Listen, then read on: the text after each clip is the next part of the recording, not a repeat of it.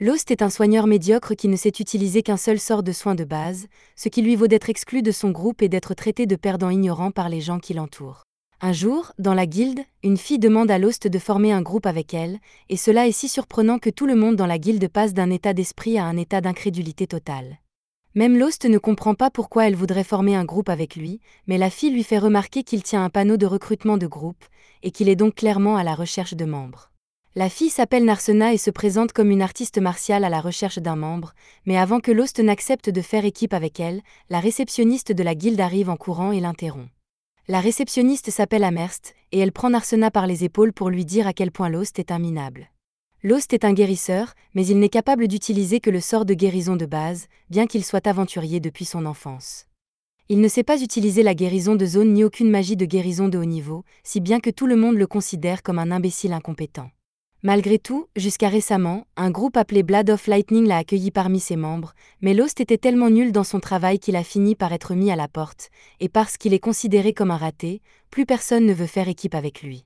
Amherst encourage Narsena à ignorer Lost parce qu'il est si ignorant qu'elle ne pourra pas faire de bénéfices, mais Narsena a en fait beaucoup d'argent en main, alors elle ne se préoccupe pas des bénéfices pour le moment.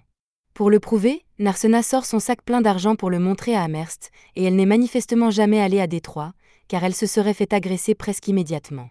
Amherst prévient Narsena que les aventuriers d'ici ne sont pas vraiment des citoyens respectueux de la loi, et qu'elle devrait donc faire attention à ne pas montrer autant d'argent comme ça. Narsena remercie Amherst pour ses conseils et lui dit qu'elle les gardera à l'esprit, mais d'après sa réponse, elle n'a pas l'air d'avoir vraiment compris de quoi Amherst parlait. Amherst suppose que Narsena doit être une nouvelle aventurière, et lui propose donc de l'aider à trouver des aventuriers sympathiques pour les débutants, afin qu'elle puisse passer la journée sans se faire voler, mais, bien sûr, elle demandera une petite rétribution pour ses services.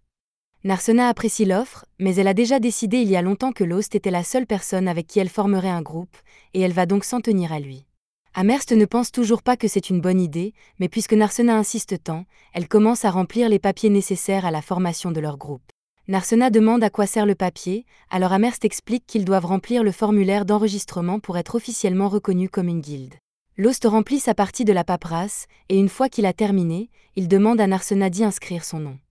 Narsena était occupée à regarder Lost, elle a donc été prise au dépourvu lorsqu'il lui a demandé d'écrire son nom, mais elle l'a quand même fait. Après que Lost a payé la commission à Amherst, son groupe et celui de Narsena sont officiellement formés. Ils quittent la guilde ensemble, et Lost commence à parler à Narsena du labyrinthe de Mara, puisque c'est là qu'ils se rendent. Apparemment, personne n'a fini d'explorer l'extrémité du labyrinthe de Mara. On ne sait donc pas quel genre de monstre est le maître du labyrinthe, ni quelle est la profondeur du labyrinthe. Naturellement, les aventuriers ont commencé à relever le défi et à explorer le labyrinthe dans l'espoir de recevoir de grandes récompenses, et l'afflux de personnes qui en a résulté a conduit à la formation et à la croissance de la plus grande ville labyrinthe du monde. Narsena est ravie d'en apprendre plus sur le labyrinthe, mais elle demande s'il est vraiment normal qu'il s'y aventure si tôt.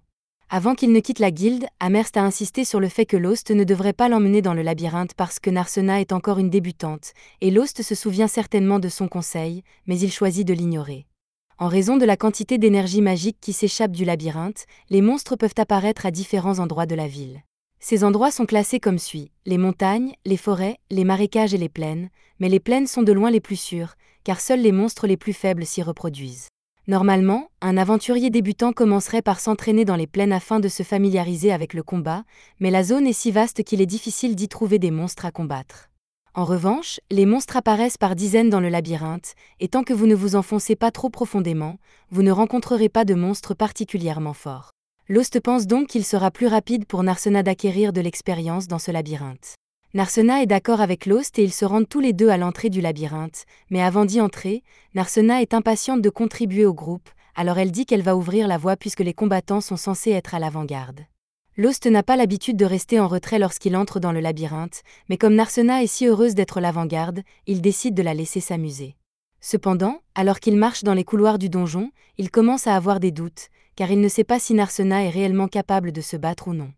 Narsena sait faire de la boxe, et elle se bat contre un groupe de gobelins qu'elle a rencontrés. Elle les vainc tous avec une relative facilité, et Lost est vraiment impressionné par le niveau d'habileté qu'elle possède. Les gobelins vaincus sont bientôt réduits en poussière, et à leur place, une pierre magique est laissée. Lost la ramasse et explique à Narsena que les aventuriers donnent ces pierres à la guilde et reçoivent de l'argent en échange. Narsena demande à quoi sert la guilde, et Lost lui explique que les pierres contiennent de l'énergie magique et qu'elles peuvent donc être utilisées pour fabriquer toutes sortes d'outils et d'équipements. En tant qu'aventurière, elle devrait le savoir, mais Narsena n'a jamais beaucoup appris. Ils ont obtenu 5 pierres en tout, et bien que les pierres magiques gobelins ne valent pas grand-chose, ils pourront tout de même en tirer assez d'argent pour se loger pour la nuit. Ils peuvent s'arrêter là et rentrer en ville, ou s'enfoncer un peu plus dans le labyrinthe pour gagner plus d'argent, et comme Narsena s'amuse, elle dit qu'elle veut continuer. Ils s'enfoncent dans le labyrinthe, mais à un moment donné, Lost attrape Narsena et la tire en arrière parce qu'il y a un danger. Au début, elle est confuse car elle n'a rien remarqué d'anormal, mais Lost attrape un rocher et le place sur le carreau devant elle. Cela active un piège qui l'aurait complètement tué si Lost n'était pas intervenu. Narsena est stupéfaite et demande à Lost comment il a repéré le piège. Lost explique alors que la tuile du piège était d'une nuance de gris différente des autres, et qu'il s'est donc dit qu'il y avait quelque chose qui n'allait pas. Narsena est contente que Lost ait pu le remarquer, mais l'identification des pièges est censée être le travail d'un voleur. Alors comment se fait-il que Lost soit si doué pour cela alors qu'il est guérisseur? Lost lui répond simplement qu'il est aventurier depuis longtemps et qu'il a donc acquis un certain nombre de compétences au fil des ans.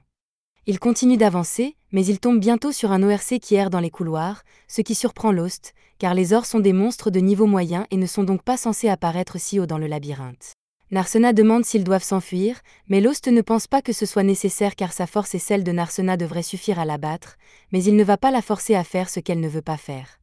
Narsena dit qu'elle est d'accord puisque Lost pense qu'ils peuvent gagner, ils se mettent donc en position et Narsena charge, mais lorsqu'elle donne son premier coup de pied, elle a plus l'impression de frapper un rocher qu'un monstre. L'ORC lève sa massue et tente de la frapper, mais Narsena parvient à la bloquer avec ses mains, bien qu'elle se retrouve acculée dans un coin à cause de cela et n'a nulle part où courir alors que l'ORC se prépare à une nouvelle attaque. Cependant, quelques instants avant qu'elle ne soit terrassée, Lost s'avance devant elle et bat l'ORC d'un seul coup d'épée. Il demande à Narsena si elle va bien, et elle est à la fois stupéfaite et reconnaissante qu'il ait pu la sauver, mais elle se demande aussi comment il a pu faire cela alors qu'il est censé être un guérisseur. Lost répond qu'il a simplement acquis quelques compétences de combat au cours de ses années d'aventure, mais cela mis à part, ils doivent toujours récupérer la pierre magique, alors ils vont la chercher, et elle est beaucoup plus grande que celle qu'ils ont obtenue des gobelins. Elle contient également plus de magie, ce qui leur permettra d'obtenir beaucoup plus d'argent s'ils la vendent.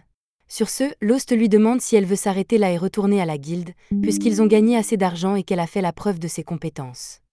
Mais Narsena dit qu'elle veut continuer encore un peu, et Lost finit par accepter. À la fin de leur exploration du labyrinthe, ils ont rassemblé beaucoup de pierres magiques et sont retournés à la guilde pour les échanger avec Amherst. Amherst est surprise qu'ils aient réussi à obtenir autant de gemmes en seulement une demi-journée, mais elle remarque la gemme orque et commence à réprimander Lost pour avoir emmené Narsena dans le labyrinthe alors qu'elle lui avait expressément dit de ne pas le faire. C'était vraiment imprudent de sa part de l'emmener dans les étages intermédiaires alors qu'elle n'est qu'une débutante, mais Lost dit qu'il n'a pas vraiment emmené Narsena dans les étages profonds, il était au niveau débutant tout le temps, et il avait seulement l'intention de les faire combattre des gobelins, mais il y avait un ORC qui errait dans les étages supérieurs pour une raison ou pour une autre.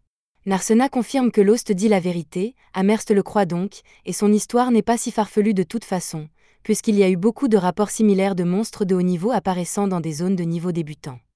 Amherst n'est pas sûre de ce qui se passe, mais elle sait que cela signifie que quelque chose de grave est en train de se produire dans le labyrinthe, même si elle n'est pas assez payée pour s'en préoccuper. Elle demande à Lost s'il est là pour vendre toutes ces pierres précieuses, et Lost répond par l'affirmative, si bien qu'Amherst s'empresse de rassembler le paiement pour lui. Narsena remarque qu'Amherst est un peu trop heureuse d'acheter des gemmes magiques. Lost lui explique qu'en tant que membre du personnel de la guilde, lorsqu'Amherst achète des gemmes magiques aux aventuriers qu'elle dirige, elle touche une grosse commission sur la vente. Une fois l'argent prêt, Lost est choqué de voir combien il y en a, mais Amherst lui rappelle que la moitié de cette somme appartient à Narsena. Lost est conscient qu'il ne reçoit que la moitié, mais même la moitié est 10 fois supérieure à ce qu'il recevait habituellement lorsqu'il faisait partie de Lightning Blade, et c'est à ce moment-là qu'il réalise qu'il a été escroqué par Lightning Blade. Amherst trouve toute cette histoire amusante, mais Narsena lui rappelle que c'est à la guilde d'arbitrer les conflits de salaire, et Amherst dit qu'elle aidera Lost à récupérer son argent s'il le souhaite. Il y réfléchit un instant, mais décide finalement de ne pas s'embêter à récupérer son argent puisqu'il a déjà formé un nouveau groupe et qu'il ne veut plus rien avoir à faire avec Lightning Blade. Après le départ de Lost, le directeur de la branche de la guilde sort, et tandis qu'Amherst est occupé à compter son argent, Anzom s'approche d'elle et lui demande si Lost était juste là. Si c'est le cas, il espère qu'elle ne l'a pas recommandé à d'autres groupes. Amherst répond qu'elle n'a évidemment pas recommandé cet idiot à des groupes, mais qu'il y avait une fille qui voulait précisément former un groupe avec lui, et qu'elle ne pouvait donc rien y faire. Au même moment, Lost et Narsena sont dans une auberge, et Lost est accueilli par la fille de l'aubergiste. Elle lui demande si Narsena est la fille qui a récemment rejoint son groupe, ce que Lost confirme tout en se demandant comment elle l'a su. La fille lui répond que la nouvelle a circulé car personne ne s'attendait à ce qu'il soit capable de former un groupe, mais cela mis à part, elle lui demande s'il est là pour manger quelque chose. Lost aimerait bien manger, mais d'abord, il dit qu'il veut réserver une chambre, alors il va parler à la mère de la petite fille. Marie serait ravie de leur trouver une chambre, et elle demande s'ils dormiront ensemble ou dans des chambres séparées. Narsena rougit un peu à cette idée, mais Lost dit à Marie qu'ils feront chambre à part, même si Narsena aime bien l'idée de partager un lit avec Lost. Un peu plus tard, Lost et Narsena vont se coucher. Une fois seule dans sa chambre, Narsena se met à penser à la première fois qu'elle a rencontré Lost, plusieurs années auparavant. Il venait de la sauver d'un accident et soignait sa blessure avec son sort de base. Reconnaissante qu'il ait pris le temps de la soigner, elle décida à ce moment-là qu'elle deviendrait aventurière quand elle serait grande et qu'elle soutiendrait Lost de toutes les manières possibles. Depuis ce jour, Narsena s'est entraînée sans relâche, et dès qu'elle a appris que Lost avait été banni de son groupe, elle s'est précipitée à la capitale pour être la première à faire équipe avec lui. Cependant, elle se rend compte aujourd'hui que Lost ne l'a probablement pas reconnu du tout, même s'il est difficile de le blâmer puisqu'elle est devenue beaucoup plus grande qu'à l'époque, qu'elle portait d'autres vêtements et que ses cheveux ont même changé de couleur pour devenir bleus. Et même si elle est venue ici pour l'aider, il s'avère que Lost est si talentueux qu'il n'a pas besoin de sa protection. Mais qu'il la reconnaisse ou non, Narsena a l'intention de continuer à le soutenir quoi qu'il arrive. Pourtant, elle ne peut s'empêcher de se demander pourquoi les habitants de cette ville le traitent d'idiot, alors qu'il est si fort. À l'époque où Lost faisait encore partie de Lightning Blood, le groupe était confronté à une hydre, et l'un des membres du groupe avait déjà été blessé par l'hydre, et c'était donc à Lost de la soigner pendant que le chef du groupe repoussait le monstre. Malheureusement, alors que Lost était capable de soigner une blessure physique, la femme était également empoisonnée, et elle lui demanda si Lost pouvait également s'occuper du poison.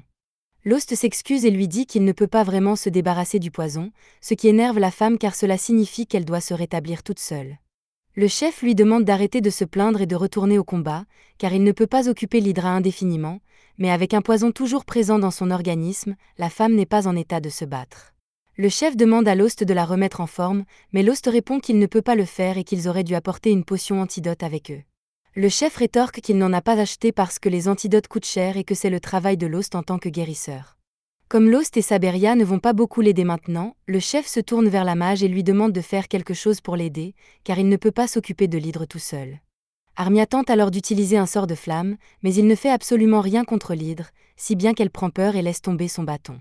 Margulu n'en pouvant plus de l'incompétence de son groupe, il fait demi-tour et ordonne à tout le monde de se retirer immédiatement. Comme Margulu a abandonné, Armia craque et s'enfuit à son tour, suivi par Lost et Saberia, qui ne peut toujours pas marcher et que Lost aide. Cependant, alors qu'ils partent, l'hydre garde un œil sur Lost pour une raison inconnue. Une fois de retour à la guilde, Margulu se fait un plaisir d'annoncer à Lost qu'il est exclu du groupe Lightning Blood, et il justifie sa décision en disant que c'est la faute de Lost s'ils n'ont pas réussi à vaincre l'hydre, bien que Lost ne pense pas être le seul à blâmer, car Margulu et Saberia étaient tellement excités à l'idée de combattre une hydre qu'ils sont restés éveillés toute la nuit et ont abordé le combat en manquant de sommeil. Tous deux refusent d'assumer la responsabilité de l'échec et se tournent vers Armia pour lui demander de décider qui est responsable. Armia ne veut pas rejeter la faute sur Lost, mais elle aussi a été très mauvaise pendant la bataille, et elle ne veut pas que Margulu la prenne pour cible parce qu'elle est inutile, et elle décide donc de jeter Lost dans le bus. Lost se réveille bientôt de son rêve, et il se rend compte qu'il doit encore être perturbé par ce qui lui est arrivé ce jour-là. Avant que Lost ne rejoigne Lightning Blood, tout le monde en ville le considérait déjà comme un guérisseur idiot, mais il rêvait toujours de devenir un aventurier de premier ordre. Aussi, lorsqu'un groupe lui a proposé un poste, Lost a été ravi et a sauté sur l'occasion. Cependant, une fois dans le labyrinthe, Lost découvrit rapidement que le groupe ne l'avait pas engagé parce qu'il voulait un guérisseur, mais parce qu'il voulait un sacrifice humain pour distraire les monstres. Lost a été jeté dehors et forcé de fuir pour sauver sa vie, tandis que les membres de son soi-disant groupe essayaient de passer devant lui sans se soucier du monde, mais tout à coup, les monstres ont détourné leur attention de Lost et ont commencé à attaquer les autres membres du groupe à la place, ce qui a conduit à un massacre total. Au final, Lost est le seul à avoir survécu, et même s'il sait qu'il est normal qu'un faible roturier comme lui soit traité de la sorte, il aimerait que quelqu'un le reconnaisse comme un véritable aventurier. Normalement, il n'aurait pas voulu se mettre en danger en apportant son aide, mais il a vu à quel point la petite fille avait l'air effrayée, alors il a abandonné toute prudence et s'est précipité pour la défendre, même s'il n'était qu'un inutile guérisseur. Il fit de son mieux pour repousser les gobelins, mais il était encore nul au combat à l'époque, et en quelques minutes, il fut assommé par un coup de massue à l'arrière de la tête. Lost s'attendait à mourir ce jour-là, mais il finit par se réveiller et trouve la petite fille à ses côtés.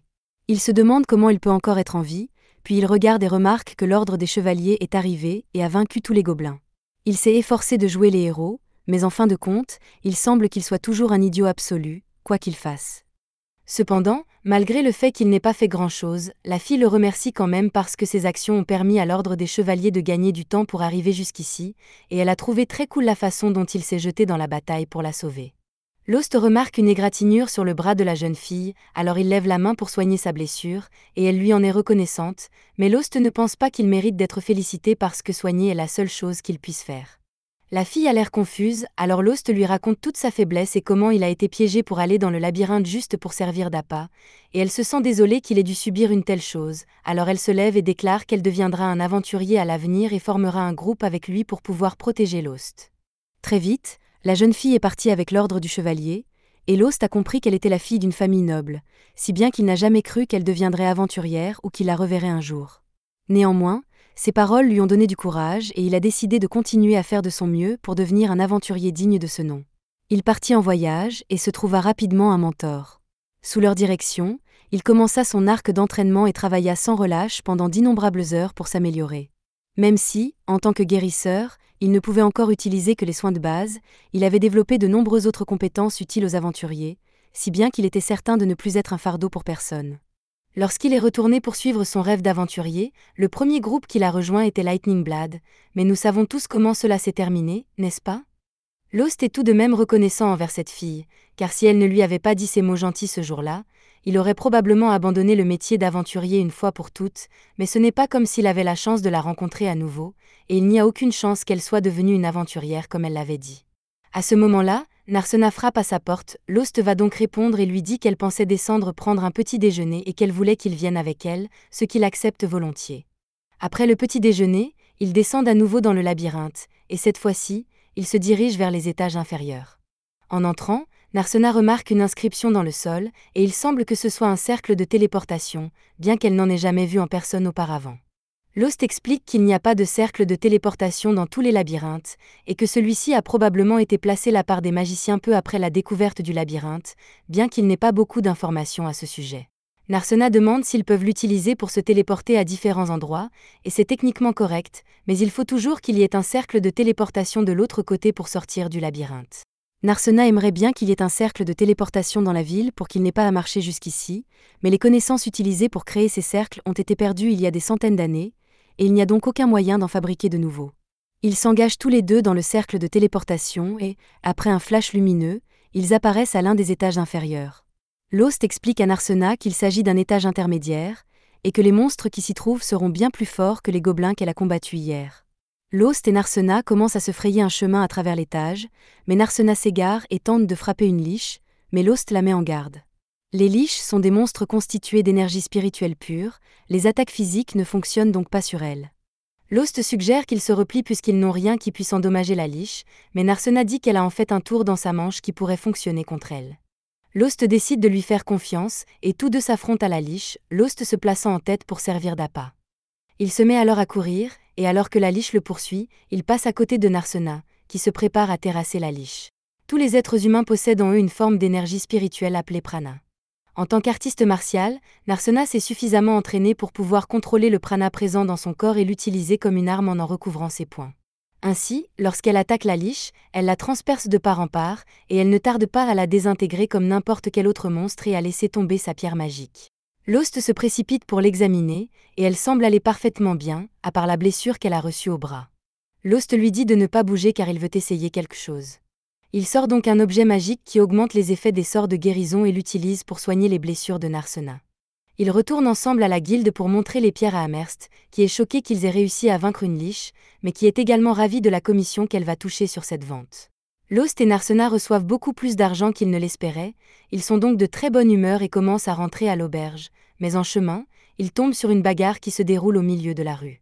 Ce genre de choses est de plus en plus fréquent au fil des ans, car de plus en plus de hors-la-loi s'installent en ville pour devenir des aventuriers, et ils donnent une mauvaise réputation à tous les honnêtes aventuriers. C'est un vrai gâchis, mais Lost et Narsena ne peuvent rien y faire.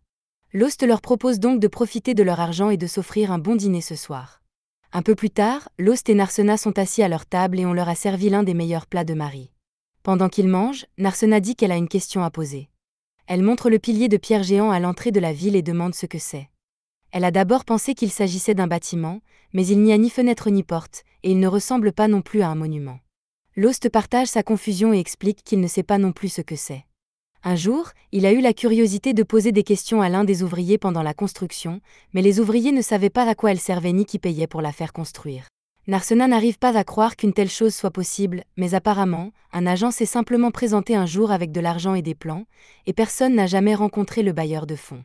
Aussi étrange que cela puisse paraître, Lost considère qu'il s'agit d'un milliardaire qui fait des choses au hasard, et il s'en accommode parfaitement puisque les tours ne font de mal à personne.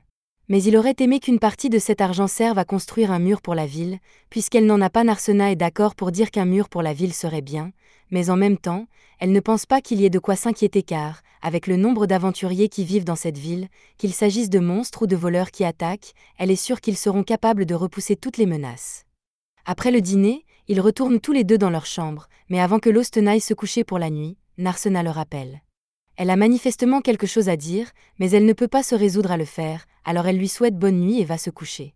Dans sa chambre, elle saute sur son lit et est bouleversée parce qu'elle voulait dire à Lost qu'elle voulait rester dans la même chambre que lui, mais elle n'a pas pu le dire parce que c'était trop embarrassant. Dans l'autre pièce, Lost est allongé dans son lit, l'esprit tranquille. Maintenant qu'il a un membre du groupe aussi formidable, il a pu continuer à partir à l'aventure grâce à la motivation de cette petite fille. Et même s'il ne sait pas s'il la reverra un jour, il peut remercier Narsena pour tout ce qu'elle lui a apporté. Par ailleurs, Margulu vient de trouver un nouveau membre pour le groupe Lightning Blood, et s'il semble très enthousiaste à l'idée de voir Lyra rejoindre l'équipe, Saberia ne semble pas l'apprécier beaucoup, et Armia est trop timide pour la regarder dans les yeux. Quoi qu'il en soit, maintenant que l'équipe est à nouveau au complet, Margulu est impatient de partir et de vaincre l'hydre une bonne fois pour toutes. Le groupe retourne dans le marais pour affronter l'hydre. Heureusement, l'hydre n'a pas encore repoussé sa tête, donc ils n'auront pas à faire autant de travail. Margulu élabore rapidement un plan d'attaque. Lyra et lui attaqueront de front, Armia apportera un soutien magique et Siberia se faufilera par derrière.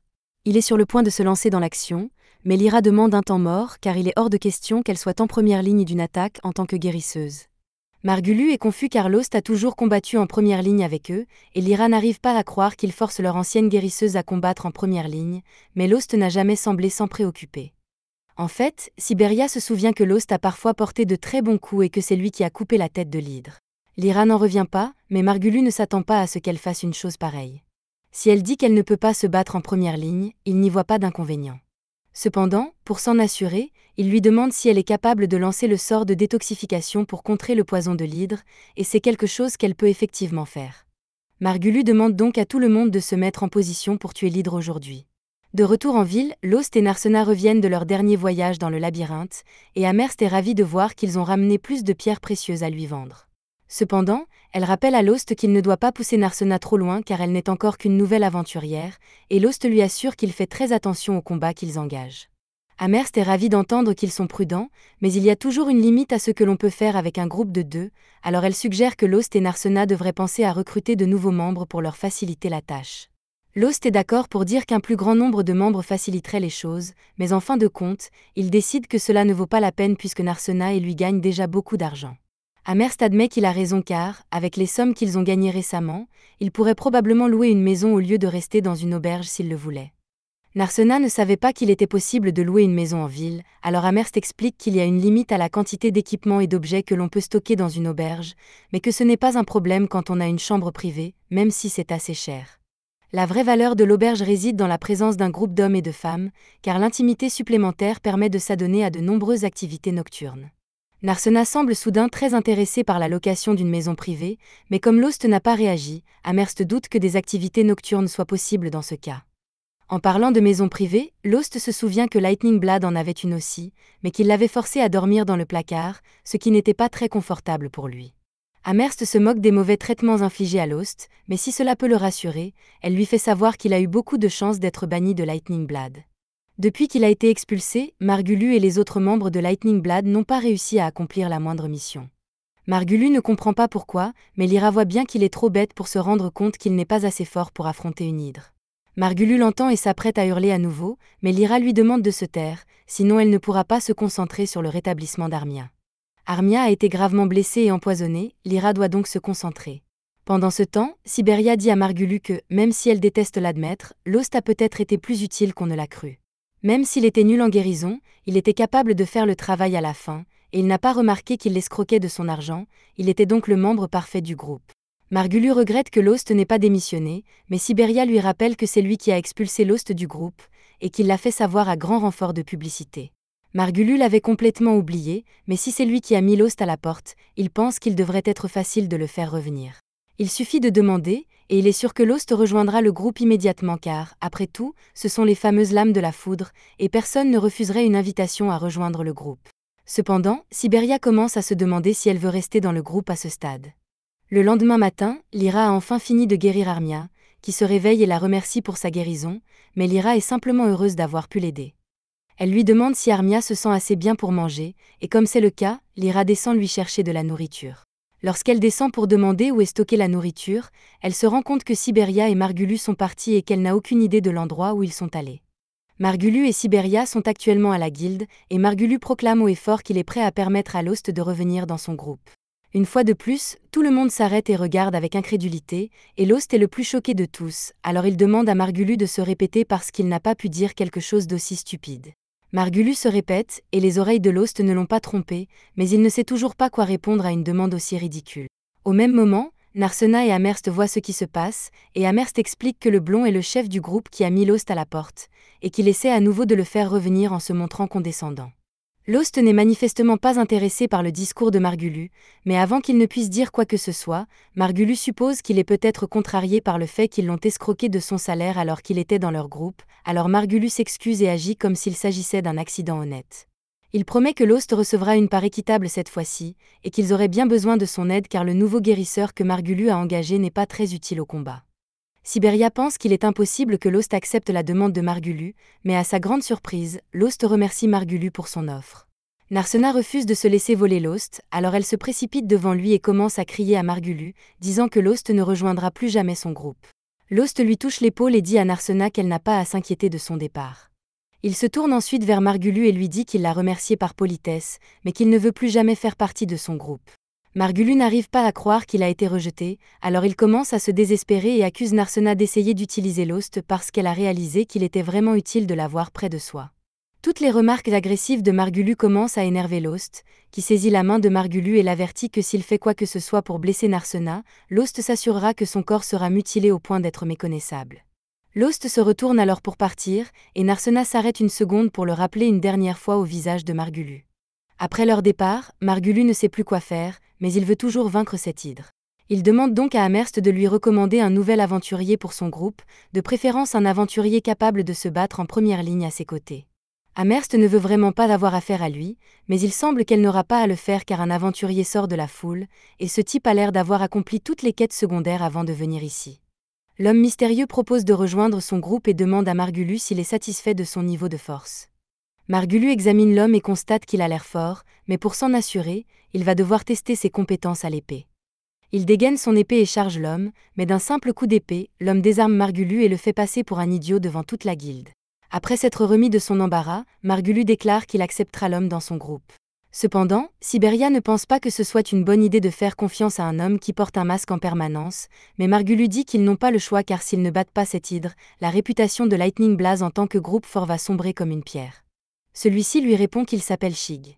De retour à l'auberge de Lost et Narsena, cette dernière se regarde dans le miroir lorsqu'elle entend quelqu'un frapper à la porte de Lost. Elle sort donc pour voir qui c'est et trouve Sheila à la porte de Lost. Pour une raison ou une autre, elle pense d'abord que Sheila essaie de faire des avances à Lost, mais après avoir réfléchi un peu, elle se rend compte que ce n'est pas possible. Lorsque Lost ouvre enfin la porte, Sheila l'informe que des invités l'attendent en bas, ce qui est surprenant, mais Lost décide d'aller les rencontrer pour voir de quoi il s'agit. Une fois en bas, Lost et Narsena rencontrent Armia et Lyra. Alors qu'Armia se sent mal de lui avoir fait une demande aussi effrontée, elle demande à Lost s'il peut venir les aider, juste pour cette fois. Margulu a toujours l'intention de s'attaquer à l'hydre et a même engagé un nouveau guerrier pour l'aider dans sa mission, mais Lyra ne pense pas que cela suffira pour gagner. D'une part, Margulu est encore trop têtu pour acheter une potion antidote parce qu'elle coûte de l'argent, et d'autre part, il ne se rendra compte de son imprudence que lorsque quelqu'un mourra à cause de lui. Armia sait qu'il est trop tard pour s'excuser, mais elle reconnaît la force de Lost, car s'ils n'avaient pas coupé la tête de l'hydre la dernière fois qu'ils l'ont combattu, tout le groupe aurait été anéanti. Lost pense toujours qu'il n'a pas fait grand-chose, mais Lyra lui fait remarquer que le groupe a lutté pour survivre contre une hydre qui avait déjà 2 têtes, et qu'ils auraient donc été morts si elle avait été en parfait état. Lost demande à Armia ce qu'elle lui demande de faire, alors Armia se lève et dit qu'elle veut que Lost se batte avec eux parce qu'elle est sûre qu'ils peuvent vaincre l'hydre s'il est là lui aussi. Elle lui demande en fait de rejoindre Lightning Blade, mais Lost a déjà eu cette conversation avec Margulu plus tôt dans la journée, et sa réponse reste la même. Narsena se demande pourquoi Armia semble si déterminée à aider Margulu, car cette épreuve doit être horrible pour elle. Oui, Armia pense que Margulu a beaucoup de défauts, beaucoup, mais même ainsi, il reste un membre de son groupe. Narsena se met en colère après avoir entendu cela, car Lost était également membre de son groupe, mais Armia n'a absolument rien fait pour le soutenir lorsqu'il était maltraité. Armia se met à pleurer et s'excuse pour ce qu'elle a fait à Lost, mais à l'époque, elle avait peur d'être expulsée du groupe si elle ne suivait pas les ordres de Margulu. C'est une nouvelle aventurière, elle ne connaît donc pas d'autres groupes, mais elle réalise maintenant que ce qu'elle a fait était mal et que Margulu a tort pour la façon dont il a traité Lost. Même si elle n'est pas d'accord avec la façon de faire de Margulu, elle ne veut pas qu'il se fasse tuer dans une bataille perdue d'avance. Lyra dit à Lost qu'Armia est sérieuse au sujet de ses excuses et qu'elle y réfléchit depuis longtemps. Bien qu'elle comprenne que Lost puisse refuser la demande, elle lui demande d'au moins envisager d'accepter les excuses d'Armia. Lost se lève et dit à Armia qu'il ne lui en veut pas et qu'il acceptera ses excuses, mais qu'il n'a toujours pas l'intention de revenir à Lightning Blade. Armia est déçue, mais elle accepte sa réponse et dit qu'elle ne l'embêtera plus à ce sujet. À ce moment-là, Marie arrive, et elle a apporté tout un festin pour remonter le moral d'Armia, qui n'a pas l'air de bien manger. Pendant qu'Armia mange, Lost discute avec Lyra et lui demande s'il y a un moyen pour elle d'emmener Armia et de quitter le groupe de Margulu, mais si elle avait pu le faire, elle ne serait pas venue ici en premier lieu. Lost sait comment Margulu traite les gens, il suggère donc à Lyra de quitter son groupe de toute façon. Mais elle refuse, car elle laisserait Armia se débrouiller seule sous la direction de cet idiot. Le lendemain, Margulu présente enfin Lyra à Shig, puisqu'ils vont à nouveau combattre l'hydre aujourd'hui. Lyra semble le reconnaître de quelque part, alors elle veut lui parler. Elle lui demande ce qu'il fait ici et pourquoi il se déguise, mais Shig essaie toujours de prétendre qu'il n'a jamais rencontré Lyra auparavant. Il essaie de s'éloigner, mais en le faisant, elle remarque l'épée sur son dos, qui appartenait autrefois à une personne nommée Ronaldo. Elle l'accuse alors de l'avoir volée, mais Shig le nie et dit qu'elle lui a été offerte en cadeau, donc il n'est pas un voleur. Il s'est peut-être disculpé du vol, mais le fait qu'il ait admis connaître Ronaldo permet à Lyra de savoir qu'il s'agit bien du même Shig que celui qu'elle connaissait. Elle décide toutefois de ne pas dévoiler son identité secrète, car elle semble importante pour lui. Plus tard dans la journée, Lost et Narsena se dirigent vers le labyrinthe comme ils en ont l'habitude, mais il ne peut s'empêcher de s'inquiéter pour Armia et le reste de Lightning Blade, car il ne sait pas s'ils sont vraiment prêts pour la bataille ou non. Dans le labyrinthe, Lost laisse Narsena s'occuper seule des monstres de niveau moyen. Elle se débrouille très bien jusqu'à présent, mais tous ses déplacements lui ont donné faim, et Lost suggère de faire une pause et de déjeuner. Narsena est ravie d'entendre cela, et elle sort la nourriture qu'elle a préparée, mais tout cela semble un peu trop extravagant pour un simple déjeuner. Narsena explique qu'Armia n'a pas mangé grand-chose de ce que Marie lui a préparé hier, alors ce matin, avant qu'elle ne parte, Marie a donné les restes à Narsena et lui a dit de les manger pour le déjeuner, afin qu'ils ne soient pas gaspillés. Pendant qu'elle mange, Lost donne à Narsena quelques informations sur l'hydre et lui dit que son corps est recouvert de muscles résistants qui la rendent difficile à percer.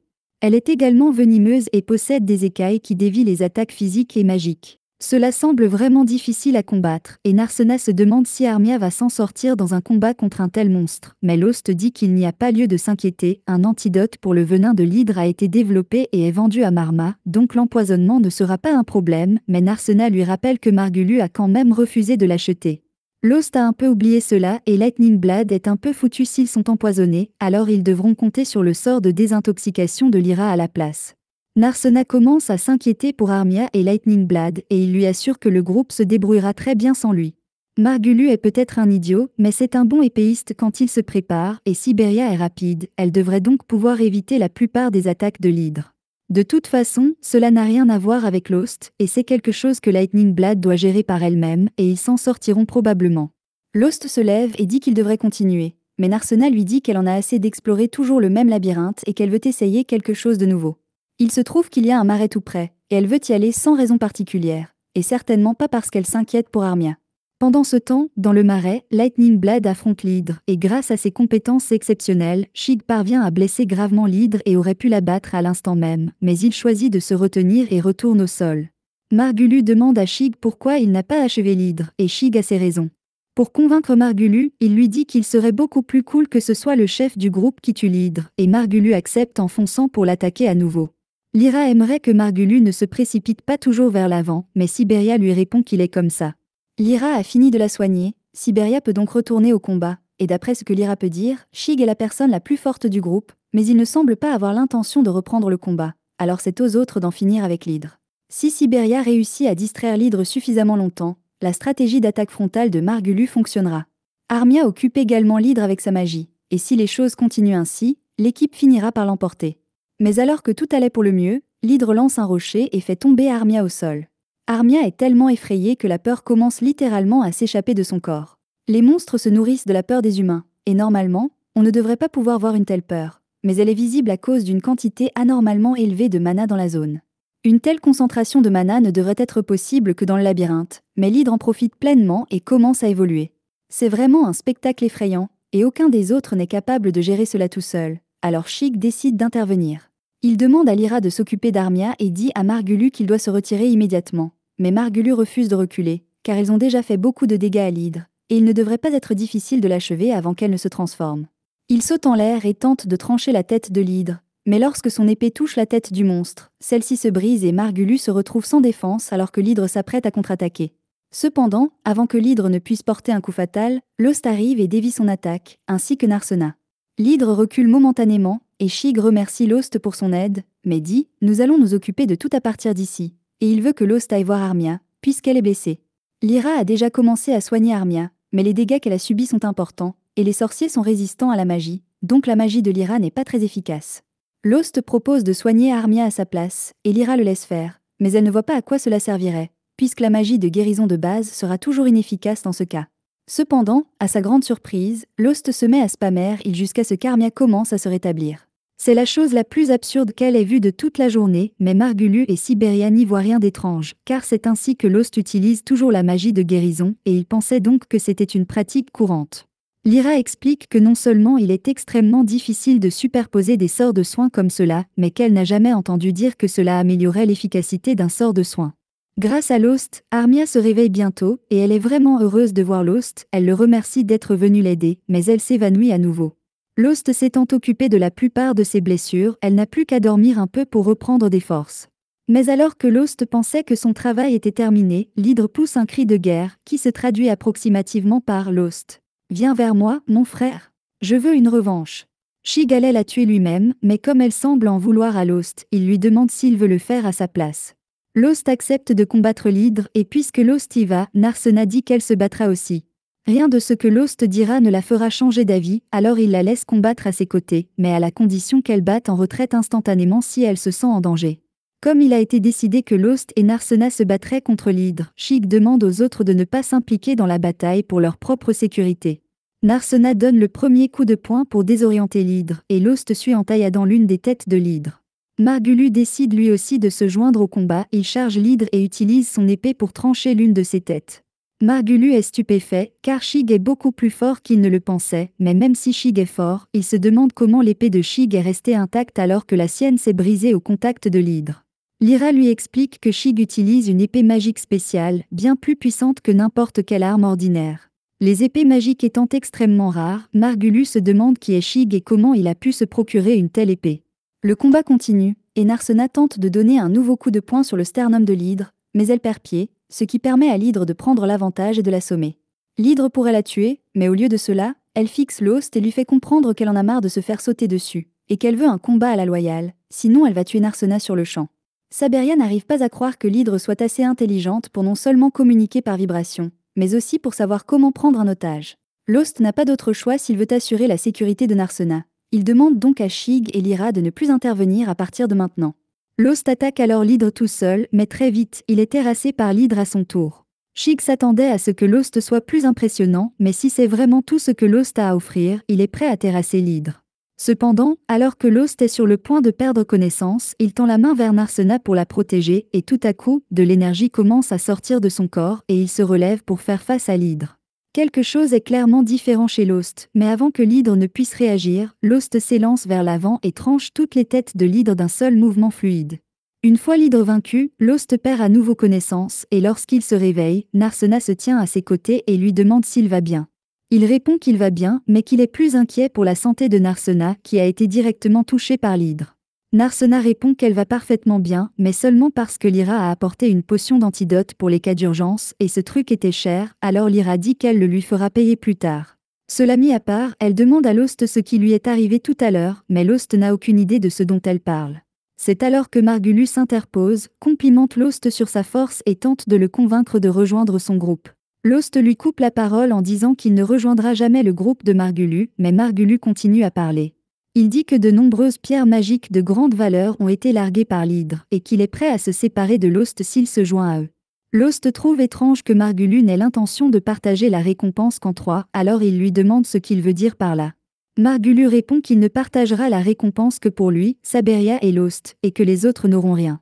Lyra et Shig sont nouvelles dans le groupe, ils ne se soucient donc pas d'elle et Armia est si souvent effrayée et blessée qu'il pense qu'elle est désormais inutile et ne veut plus rien savoir d'elle. La Saberia et lui envisage même de la vendre comme esclave pour s'en débarrasser. À ce stade, Lost en a assez, mais avant qu'il ne puisse faire quoi que ce soit, Narsena le devance et fait tomber Margulu au sol.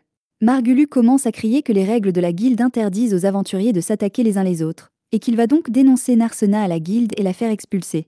Il demande si tout le monde a vu ce que Narsena a fait, mais étrangement, tout le monde a été frappé d'une soudaine vague de cécité lorsque Narsena a frappé Margulu.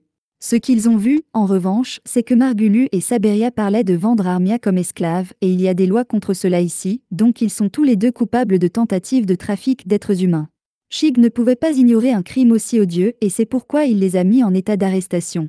De retour à la guilde, nous apprenons que Shig est un aventurier direct de la famille royale et qu'il a reçu des rapports sur la détérioration de la sécurité de la ville à cause des aventuriers, il a donc été envoyé pour enquêter et dès son arrivée, il a rencontré Margulu et Saberia.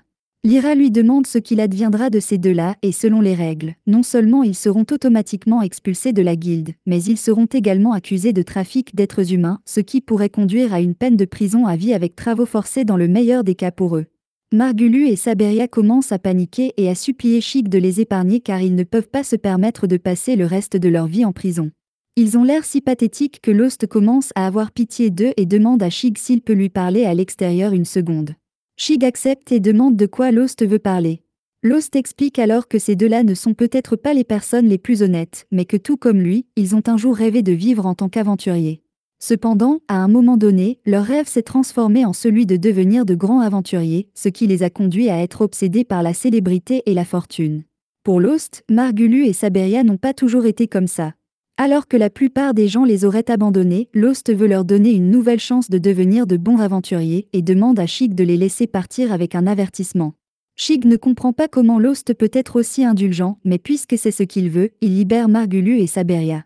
Cependant, il les avertit que s'il entend la moindre rumeur à leur sujet, ils ne reverront plus jamais la lumière du jour. Margulu et Saberia comprennent l'allusion et se mettent immédiatement à courir pour s'éloigner le plus possible de Shig. Une fois qu'ils sont partis, Amherst demande s'il est vraiment normal de laisser ces deux-là s'en tirer si facilement. Shig lui répond que même s'il les expulsait, cela ne ferait pas d'eux de meilleures personnes et qu'il les surveillera pour voir si cela leur a fait peur ou non. Au même moment, Narsena s'excuse auprès de Lost car c'est elle qui l'a poussé à aider Margulu, mais Lost lui dit que ce n'est pas grave. Il ne pourra peut-être jamais oublier la façon dont Margulu et Saberia l'ont traité à l'époque où il faisait partie de leur groupe, mais il se sent beaucoup mieux maintenant que ces deux-là ont quitté la ville et qu'il n'aura plus à se soucier d'eux. Plus tard dans la journée, Shig rencontre Lyra en privé pour lui expliquer la véritable raison de sa venue dans cette ville. Il a été chargé de surveiller Marma parce que le nombre d'évolutions de monstres y est anormalement élevé et qu'il y a sans doute quelque chose de louche à l'œuvre. Pour en avoir le cœur net, il aura besoin de l'aide de Lyra et il veut donc former un groupe avec elle, comme avant. Lyra n'est pas opposée à l'idée, mais elle dit qu'elle ne sera d'accord que si Shig permet à Armia de se joindre à lui, car Armia a besoin d'un endroit où aller. Shig répond qu'il n'y voit pas d'inconvénient et qu'en fait, c'est une bonne chose pour lui, car plus il y a de membres dans le groupe, plus il peut étendre sa surveillance, et il y a un aventurier en particulier qui l'intéresse. Le lendemain, Zig et les autres retrouvent Lost et Narsena pour le petit déjeuner, et ils lui annoncent leur décision de former un groupe. Narsena est surprise d'entendre cela, mais la composition de leur groupe est assez équilibrée puisqu'ils ont un guerrier, un guérisseur et un mage. Narsena demande à Armia si elle est d'accord avec cet arrangement, et Armia est plus que satisfaite car elle n'aurait eu nulle part où aller si Zig et Lyra ne l'avaient pas recueillie, et elle se sent profondément redevable envers eux pour cela. Après le petit déjeuner, Narsena demande à Lost ce qu'il veut faire aujourd'hui et, à sa grande surprise, Lost répond qu'il veut d'abord aller à la guilde. Normalement, il ne s'y rendrait pas si tôt dans la journée, mais avec toute l'agitation d'hier, il a oublié d'échanger la gemme magique de l'hydre contre de l'argent, alors il veut le faire maintenant. Mais la gemme n'est pas la seule raison pour laquelle il veut y aller, il a pensé à accepter une quête de la guilde, car c'est un moyen de gagner de l'argent en dehors de la vente de gemmes magiques. Narsena sait que les quêtes consistent à accepter des tâches telles que vaincre des monstres, trouver des objets spéciaux ou servir de garde du corps à un groupe, et qu'en échange du service, la guilde paiera l'argent, mais elle n'a jamais envisagé d'accepter une quête elle-même. Cependant, Lost lui dit que si elle veut continuer à bien se débrouiller en tant qu'aventurière, elle devra acquérir de l'expérience en accomplissant des quêtes et en combattant des monstres. Narsena est touchée que Lost pense autant à elle, mais quand Lost remarque qu'elle est devenue silencieuse, il lui demande si quelque chose ne va pas, et son visage est un peu trop proche du sien. Alors elle est toute gênée et essaie de changer de sujet. Un peu plus tard, ils arrivent enfin à la guilde, mais il semble que tous les regards soient tournés vers eux pour une raison ou une autre. Narsena se demande pourquoi l'atmosphère ici semble si hostile, mais Lost surprend quelques aventuriers en train de bavarder sur la façon dont il a tué l'hydre à lui tout seul, et il comprend maintenant ce qui se passe. Il prend Narsena à part pour l'avertir qu'ils vont devoir faire attention à partir de maintenant, car les autres membres de la guilde ont appris leur combat contre l'hydre, et il se peut que des gens essaient de leur voler la pierre magique de l'hydre, qui a une grande valeur. C'est alors que Lost et Narsena sont abordés par derrière par un groupe d'aventuriers, dont Lost reconnaît le chef, Marnell. Marnell dit qu'il veut avoir une petite discussion avec Lost, mais Lost hésite à accepter car il semble que Marnell essaie de lui sauter dessus. Marnell se rend compte qu'il y a eu un malentendu et dit à ses hommes qu'ils rendent Lost nerveux et qu'il devrait aller attendre dehors une minute. Marnell s'excuse d'être venu le voir avec un si grand groupe, mais lorsque ses hommes ont appris que Lost l'ignoramus avait vaincu une hydre à lui tout seul, ils sont tous devenus curieux et ont voulu lui poser des questions à ce sujet. Avant tout, Marnell tient à s'excuser sincèrement auprès de Lost pour ne pas l'avoir aidé quand il en avait besoin. Tous les membres de la guilde savaient que Margulu maltraitait Lost, mais aucun d'entre eux n'a fait quoi que ce soit pour arranger la situation. Ils se sont contentés de regarder ailleurs et d'ignorer les problèmes de Lost parce qu'ils ne voulaient pas avoir affaire à Margulu, et pire encore, ils se sont tous moqués de lui derrière son dos, de sorte qu'ils étaient tout aussi mauvais que Margulu. Bien que Marnell n'ait rien fait à Lost directement, il sait que la façon dont il a ignoré était terrible, et il espère que Lost pourra lui pardonner, mais Narsena le coupe et lui dit que ses excuses ne sont pas acceptées. Lost a dû endurer des années de tourments et de moqueries de la part de tous les membres de la guilde.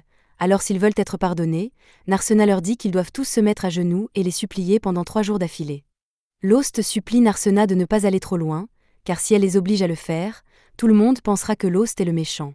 De plus, même s'il a vaincu l'hydre, Lost n'est toujours qu'un guérisseur médiocre qui ne peut utiliser qu'un seul sort de guérison, et il ne pense pas qu'ils aient eu tort de le traiter d'ignorant. Lost n'a manifestement pas appris à se respecter, car il dit à Marnell qu'il n'y a pas de mal à ce que les gens continuent de l'appeler Lost l'ignoramus et lui tend la main pour lui montrer qu'il n'a pas de ressentiment à son égard. Marnell serre la main de Lost et lui dit que si jamais il a des ennuis, lui et son groupe feront tout ce qu'ils peuvent pour l'aider. Maintenant que tout est terminé, Lost et Narsena apportent enfin la gemme de l'hydre à Amherst pour qu'elle puisse l'évaluer. Amherst n'en revient pas, car il s'agit de la pierre magique la plus unique qu'elle ait vue depuis longtemps. La mutation de l'hydre a provoqué un changement radical dans la composition de la pierre, si bien qu'elle dit maintenant qu'elle pourrait valoir plus de 10 fois son prix d'origine. Les mutations de monstres n'étant pas fréquentes, n'importe quelle pierre mutée vaudrait déjà beaucoup en soi, mais celle-ci provient d'une hydre, ce qui la rend particulièrement rare. Le fait que l'hydre est mutée dans les marais est également un problème, car les mutations de monstres nécessitent une énorme quantité de mana, et les marais n'ont normalement pas assez de mana pour les faciliter. Il est possible d'accumuler du mana en dehors du labyrinthe, mais il est peu probable que cela se produise naturellement. De plus, Narsena a rencontré un ORC de haut niveau dans les étages supérieurs du labyrinthe, ce qui prouve qu'il s'y passe quelque chose. Narsena se demande pourquoi la guilde n'a pas fait quelque chose, comme envoyer une expédition pour enquêter sur la cause de ces étranges événements, et c'est une bonne question. Comme Anzom, le directeur de l'agence, passe par là, Lost et Narsena décident de lui faire part de l'affaire. Dans le bureau de Anzom, Lost et Narsena racontent en détail les monstres de haut niveau dans les étages inférieurs et la mutation de l'hydre à l'extérieur du labyrinthe, mais Anzom ne semble pas s'en préoccuper. Lost tente de le convaincre qu'il s'agit d'un problème grave, car s'il ne découvre pas pourquoi les monstres sont devenus plus forts ces derniers temps, d'autres aventuriers risquent d'être blessés. Mais une fois de plus, Anzom répond qu'il n'a pas le temps de s'occuper d'une question aussi triviale, et que si des aventuriers meurent à cause de ce genre de choses, il valait mieux qu'ils soient morts de toute façon. Lost voit que Anzom n'a pas l'intention d'enquêter sur ces événements, mais même s'il n'a pas l'intention de faire quoi que ce soit, Lost suggère qu'il devrait au moins publier un avertissement pour informer les gens des nouveaux dangers. Mais Anzom semble en vouloir personnellement à Lost et lui demande d'arrêter de se plaindre ou de quitter la ville. Comme il n'arrive à rien avec Anzom, il quitte son bureau et Narsena est vraiment en colère contre lui pour ce qu'il a dit. Lost tente de la calmer et lui dit que Anzom est probablement trop occupé pour s'occuper de ce problème, mais ce n'est pas la raison pour laquelle Narsena est en colère. Elle est en colère à cause de la façon dont Anzom a traité Lost, car il n'y avait aucune raison qu'il soit si hostile, mais Amherst lui dit que c'est ainsi qu'est Anzom. Le maître de cette guilde, Myst, est une personne âgée et recluse, qui ne quitte presque jamais son bureau. C'est pourquoi Anzom a été chargé de diriger la guilde, et bien qu'il ne soit pas la meilleure personne, il fait le travail, et il n'y a pas beaucoup de plaintes à son sujet. Le seul problème, c'est qu'il s'attend à ce que tout le monde soit parfait, et qu'il réprimande constamment les gens pour la moindre erreur, ce qui la met hors d'elle. Cela mis à part, Lost dit qu'il a une faveur à demander à Amherst, car il espérait obtenir une quête avec Narsena. Amherst est plus qu'heureuse de l'aider, elle sort une liste de toutes les quêtes disponibles en ce moment et permet à Lost de la consulter. Les quêtes semblent toutes assez banales, en particulier celle d'un homme qui cherche un compagnon de pêche dans le labyrinthe, ce qui déçoit beaucoup Narsena. Amherst comprend que Narsena trouve ça un peu nul, mais elle serait quand même payée pour ça, c'est donc un travail officiel, et elle ne devrait pas le mépriser. Pendant que Lost parcourt le reste de la liste, il remarque une quête qui consiste à vaincre un monstre, et Narsena semble beaucoup plus enthousiaste à propos de celle-ci, car elle a l'air d'être pleine d'action. Elle se dit intéressée par cette quête, mais Amherst hésite un peu à la lui confier, car elle ne correspond pas vraiment à leur groupe. La quête consiste à éliminer un phénix qui vit près d'un des cercles de téléportation de l'étage intermédiaire, et si elles y parviennent, cela leur apportera beaucoup d'argent, mais un groupe composé uniquement d'une guérisseuse et d'un artiste martial n'aurait aucune chance face à ce genre de monstre.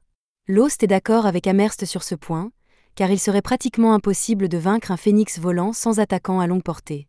Amherst dit qu'elle ne leur permettrait d'accepter la quête que s'ils avaient un guerrier, un mage et un autre soigneur qui pourraient utiliser la guérison de zone pour aider tout le monde à se rétablir.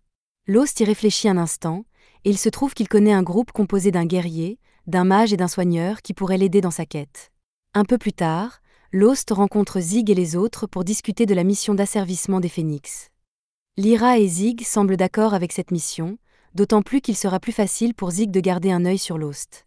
Avant qu'ils ne se mettent d'accord sur quoi que ce soit, Lyra demande à Armia si elle est prête à participer à la mission, et Armia répond que cela ne la dérange pas, mais elle demande à Lost s'il est sûr de vouloir qu'elle fasse partie du groupe après la façon dont elle l'a traité. Lost répond qu'il ne lui en veut pas pour ce qu'elle a fait, et que tant qu'elle reconnaît qu'elle a mal agi, il peut lui faire confiance pour qu'elle fasse mieux à l'avenir. Maintenant qu'ils ont accepté de travailler ensemble, ils doivent commencer à se préparer pour la mission, et tout le monde se rend au marché pour commencer à acheter l'équipement dont ils auront besoin. Après avoir fait quelques achats, Lost dit à Narsena qu'il veut s'arrêter dans un magasin de médicaments pour acheter quelques crèmes médicinales, car les brûlures guérissent beaucoup plus vite si l'on utilise des médicaments en plus de la magie de guérison. Narsena est étonné de voir tout ce que Lost sait sur le métier d'aventurier, mais comme il est si bien informé, Narsena n'a presque jamais l'occasion de se rendre utile, et elle craint que Lost n'ait plus besoin d'elle. Alors que Narsena est plongée dans ses pensées, quelqu'un se faufile par derrière et l'attrape. Narsena réagit instinctivement et tente de frapper son agresseur, mais celle-ci semble bien plus habile que Narsena ne l'avait prévu, car elle esquive sans effort le coup de poing et saute en arrière. Une fois que Narsena l'a bien regardée, elle se rend compte qu'elle reconnaît son agresseur. La femme s'appelle Ralma, également connue sous le nom d'aventurière de la déesse du feu, et elle est assez proche du père de Narsena. Elle a donc été envoyée ici pour s'assurer que Narsena allait bien, puisqu'elle s'est enfuie de chez elle pour venir ici. Elle suppose que la raison pour laquelle Narsena s'est enfuie de chez elle est l'homme qui se trouve derrière elle, mais maintenant qu'elle le voit bien, elle reconnaît Lost, et Lost semble la reconnaître également. Ils se rendent tous dans un restaurant pour discuter, et Lost explique à Narsena qu'il a été l'élève de Ralma, même si cela n'a duré que peu de temps, et que Ralma le considère comme un très mauvais élève. Elle pointe sa fourchette vers Lost et lui dit qu'elle veut discuter avec Narsena de quelque chose qui concerne directement sa famille, et qu'elle veut donc qu'il quitte la table, mais Lost reste sur ses positions et lui dit qu'il ne partira pas. Il est dans un groupe avec Narsena, donc ses problèmes sont aussi les siens, et il craint que Ralma essaie de ramener Narsena chez elle contre son gré s'il n'est pas là. Ralma trouve amusant que Lost pense qu'il pourrait l'arrêter si elle voulait emmener Narsena, mais Lost est tout à fait disposé à essayer si Ralma insiste. Ralma tente d'effrayer Lost en créant une petite boule de feu et en la lançant sur lui, mais Lost ne se laisse pas impressionner et l'évite facilement. Ralma accepte donc de le laisser rester, car il semble beaucoup plus capable que la dernière fois qu'elle l'a vu. Avant qu'ils ne commencent à discuter de quoi que ce soit, Narsena tient à préciser qu'elle ne s'est pas vraiment enfuie de chez elle. Certes, elle a peut-être oublié de prévenir ses parents de son départ, mais elle a laissé un mot disant qu'elle partait rejoindre un homme qui a presque 10 ans de plus qu'elle. Lost et Ralma sont choqués et Lost commence à comprendre pourquoi les parents de Narsena sont si inquiets. Ralma lui assure que les parents de Narsena ne s'opposent pas à ce qu'elle devienne aventurière, mais qu'ils voulaient juste que Ralma s'assure que Narsena n'était pas en danger ici. Et comme elle est avec Lost, Ralma est sûre que Narsena sera en sécurité, il n'y a pas de raison qu'elle s'en mêle davantage. Ralma les laisse continuer leurs achats et se réjouit de s'être assurée que Narsena va bien, mais ce n'est pas la seule raison pour laquelle elle est venue dans cette ville. Sa principale mission est de découvrir ce que le maître de la Guilde Mist est en train de comploter, car il se passe certainement quelque chose de sinistre dans cette ville. Le lendemain, le groupe pénètre dans le labyrinthe à l'aide d'un cercle de téléportation, et Narsena monte la garde dès qu'ils en sortent, mais à sa grande surprise, le phénix n'est nulle part. Elle pensait qu'ils allaient devoir le combattre dès leur arrivée, mais Lost lui dit que le phénix n'aurait pas sa place ici. Les phénix ne sont pas nécessairement des monstres géants, mais le passage est trop petit pour qu'un phénix puisse s'y faufiler, alors le groupe va s'enfoncer un peu plus profondément dans le labyrinthe pour le trouver. Les monstres dotés d'elles n'aiment pas les espaces restreints comme celui-ci, mais le groupe finit par trouver une zone large et ouverte qui ressemble exactement à l'habitat préféré d'un phénix. D'après les informations que Lyra a obtenues, cet endroit vient d'être découvert, ce qui signifie qu'il y a beaucoup de chemins inexplorés et de trésors non réclamés à trouver, et Narsena et Armia sont ravis de l'apprendre. Mais il y a un problème. Le phénix se trouve sur le chemin du territoire inexploré, et aucun aventurier n'a pu s'y aventurer. Lost examine la zone et trouve des traces de brûlure sur l'un des piliers brisés. Maintenant qu'il a la confirmation que le phénix est bien là, il jette un rocher dans la pièce pour faire du bruit et attirer le phénix jusqu'à lui. En peu de temps, le phénix apparaît dans toute sa gloire flamboyante, et le groupe est prêt à l'affronter. Pendant ce temps, à la guilde, Amherst est assise à son bureau, s'ennuyant à mourir, quand tout à coup, Ralma entre. Amherst est immédiatement intriguée et se précipite vers Ralma pour être la première à la saluer. Ralma est surprise par la gentillesse d'Amherst, compte tenu du fait qu'elle fait partie du personnel de la guilde, et elle a raison d'être sceptique, car Amherst est habituellement tout sauf gentil lorsqu'il s'agit d'aventuriers. Mais après avoir jeté un coup d'œil à Ralma, Amherst a pu constater qu'elle n'était pas une aventurière ordinaire. Amherst n'a aucune idée de l'identité de Ralma ni de son titre, mais au vu des objets magiques coûteux qu'elle porte, elle est sûre qu'elle doit être riche. Elle demande comment elle peut aider Ralma, qui lui répond qu'elle veut rencontrer le président de la branche de la guilde. Amherst est un peu déconcertée, car le président de la branche n'accepte jamais de visiteurs. Elle demande donc si Ralma a un rendez-vous, mais Ralma n'en a jamais pris. Amherst demande alors si Ralma est un ami du président de la branche, mais Ralma le nie. Bien qu'elle ait une relation avec le président de la branche, c'est plutôt elle qui veut le tuer. Après que Ralma a dit cela, Amherst dit qu'elle ne peut pas l'aider, puisque Ralma vient d'admettre qu'elle a essayé de tuer le président de la branche. Mais Ralma n'a pas le temps de s'occuper de cela et décide de commettre un incendie criminel pour en finir. Amherst s'enfuit et Ralma commence à viser le bureau du président de la branche, mais avant qu'elle ne tire, Anzom arrive derrière elle et l'arrête. Il dit à Ralma qu'elle peut lui parler si elle a besoin de quoi que ce soit, et il informe aussi Amherst que Ralma est connue sous le nom de Dieu du Feu, et que si elle le voulait, elle pourrait réduire en cendres toutes les personnes présentes dans ce bâtiment, alors Amherst ferait mieux de partir avant de mettre Ralma de nouveau en colère. De retour dans le labyrinthe, le phénix n'est toujours pas descendu, si bien qu'aucun des épéistes, pas plus que Narsena, ne pourra l'attaquer. Vu la tournure des événements, Lost regrette de ne pas avoir pris un arc au lieu d'une épée, mais Narsena pense qu'il devrait s'en sortir, car ce n'est pas comme si le phénix pouvait les attaquer de là-haut. Elle se trompait, le phénix peut tout à fait attaquer à cette distance, et il a dirigé sa boule de feu directement sur Narsena, si bien que Lost a dû se jeter à l'eau pour la sauver. Après l'avoir mise à l'abri, il lui explique que si le phénix attaque aussi avec ses griffes et son corps enflammé, il peut aussi lancer des boules de feu à longue distance, ce qui le rend difficile à manier. De retour à la guilde, Ralma s'entretient avec Anzom dans son bureau. Avant de commencer, il lui demande si elle se plaint également de la situation dans le labyrinthe. Ralma est surpris qu'il parle de cela, alors Anzom explique qu'il vient d'être saisi par 2 aventuriers qui se plaignent des conditions dangereuses qui règnent dans le labyrinthe. Ralma demande comment il a réagi à leur plainte, mais Anzom n'a fait que dire à l'aventurier de quitter la ville s'il n'aime pas les conditions de travail. Cela ne semble pas juste, mais ce n'est pas la question, car Ralma a une autre plainte à formuler. Elle a remarqué qu'il y a beaucoup de voyous dans la ville qui se font passer pour des aventuriers, et elle pense que la guilde les fait venir intentionnellement.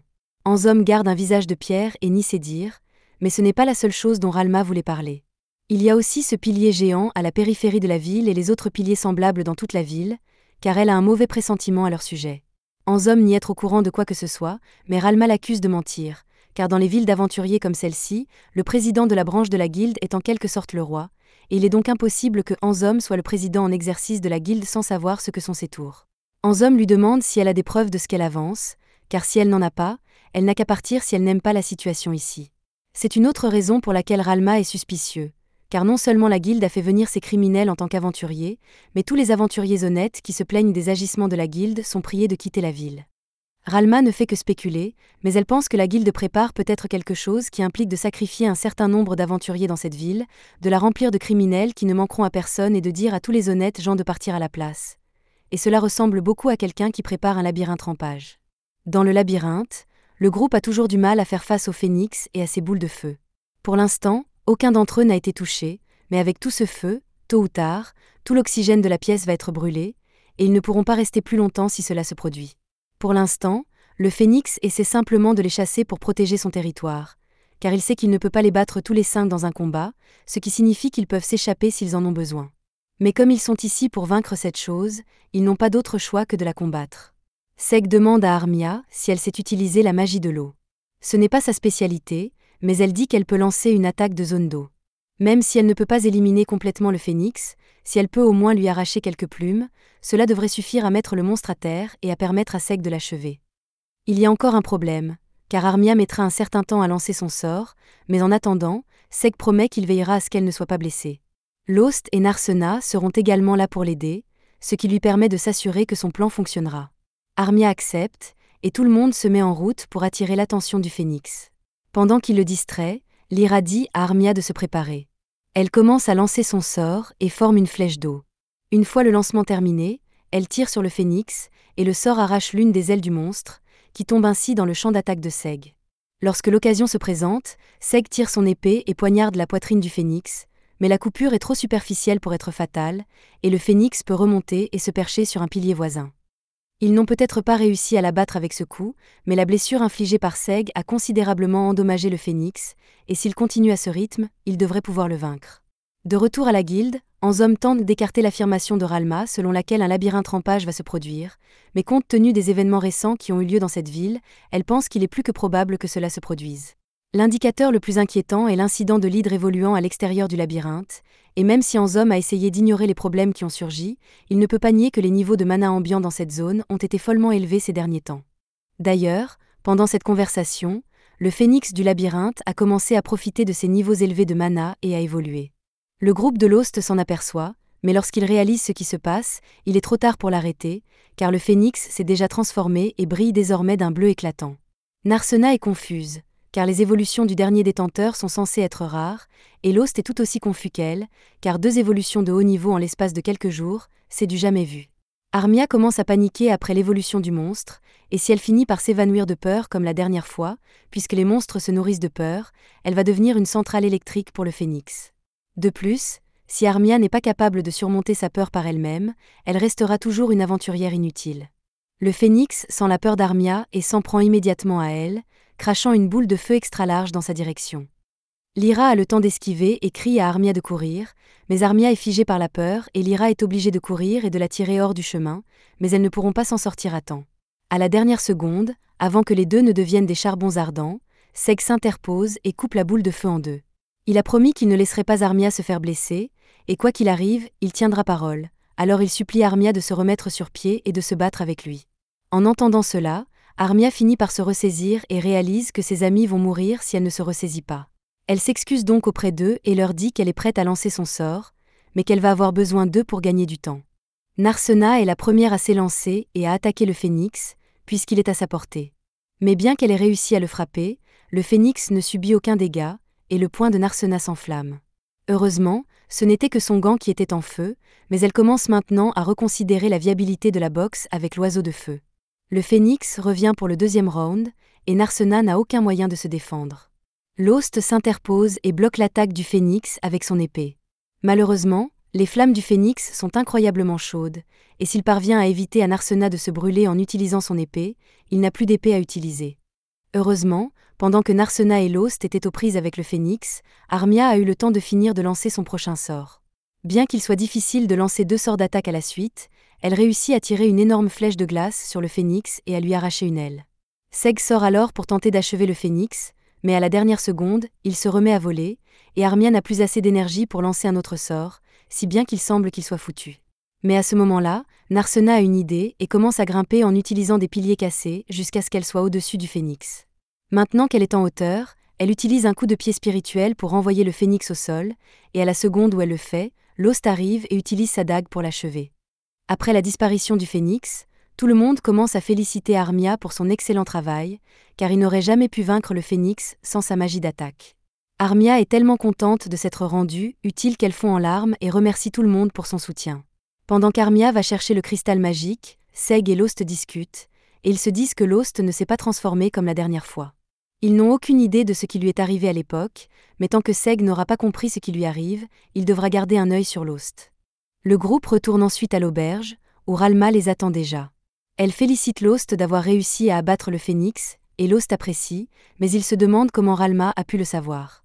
Ralma lui répond qu'elle a rencontré la réceptionniste de cette guilde un peu plus tôt dans la journée, et qu'elle lui a tout raconté sur la mission de Lost en échange d'un peu d'argent.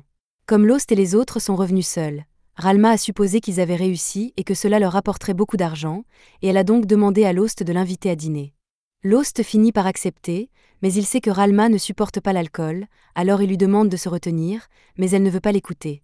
Lorsque le repas arrive, Narsena dit à Ralma que la nourriture est excellente ici, mais Ralma dit qu'elle préfère la nourriture qu'ils servent au manoir. Armia ne comprend pas que Ralma parle d'un manoir. Comme personne ne semble connaître la famille de Narsena, Ralma explique que Narsena est la fille du comte Analestria. Cela choque tout le monde, mais surtout Lost, qui réalise enfin que la fille qu'il a sauvée il y a tant d'années était en fait Narsena. Plus tard dans la journée, Anzom va rencontrer le président de la branche de la guilde dans son bureau et l'informe qu'il y a eu une nouvelle mutation. Mais il a aussi d'autres nouvelles à annoncer, alors il dit au président de la branche que Ralma est en ville, ce qui plaît au président, car la présence de son disciple va lui être utile.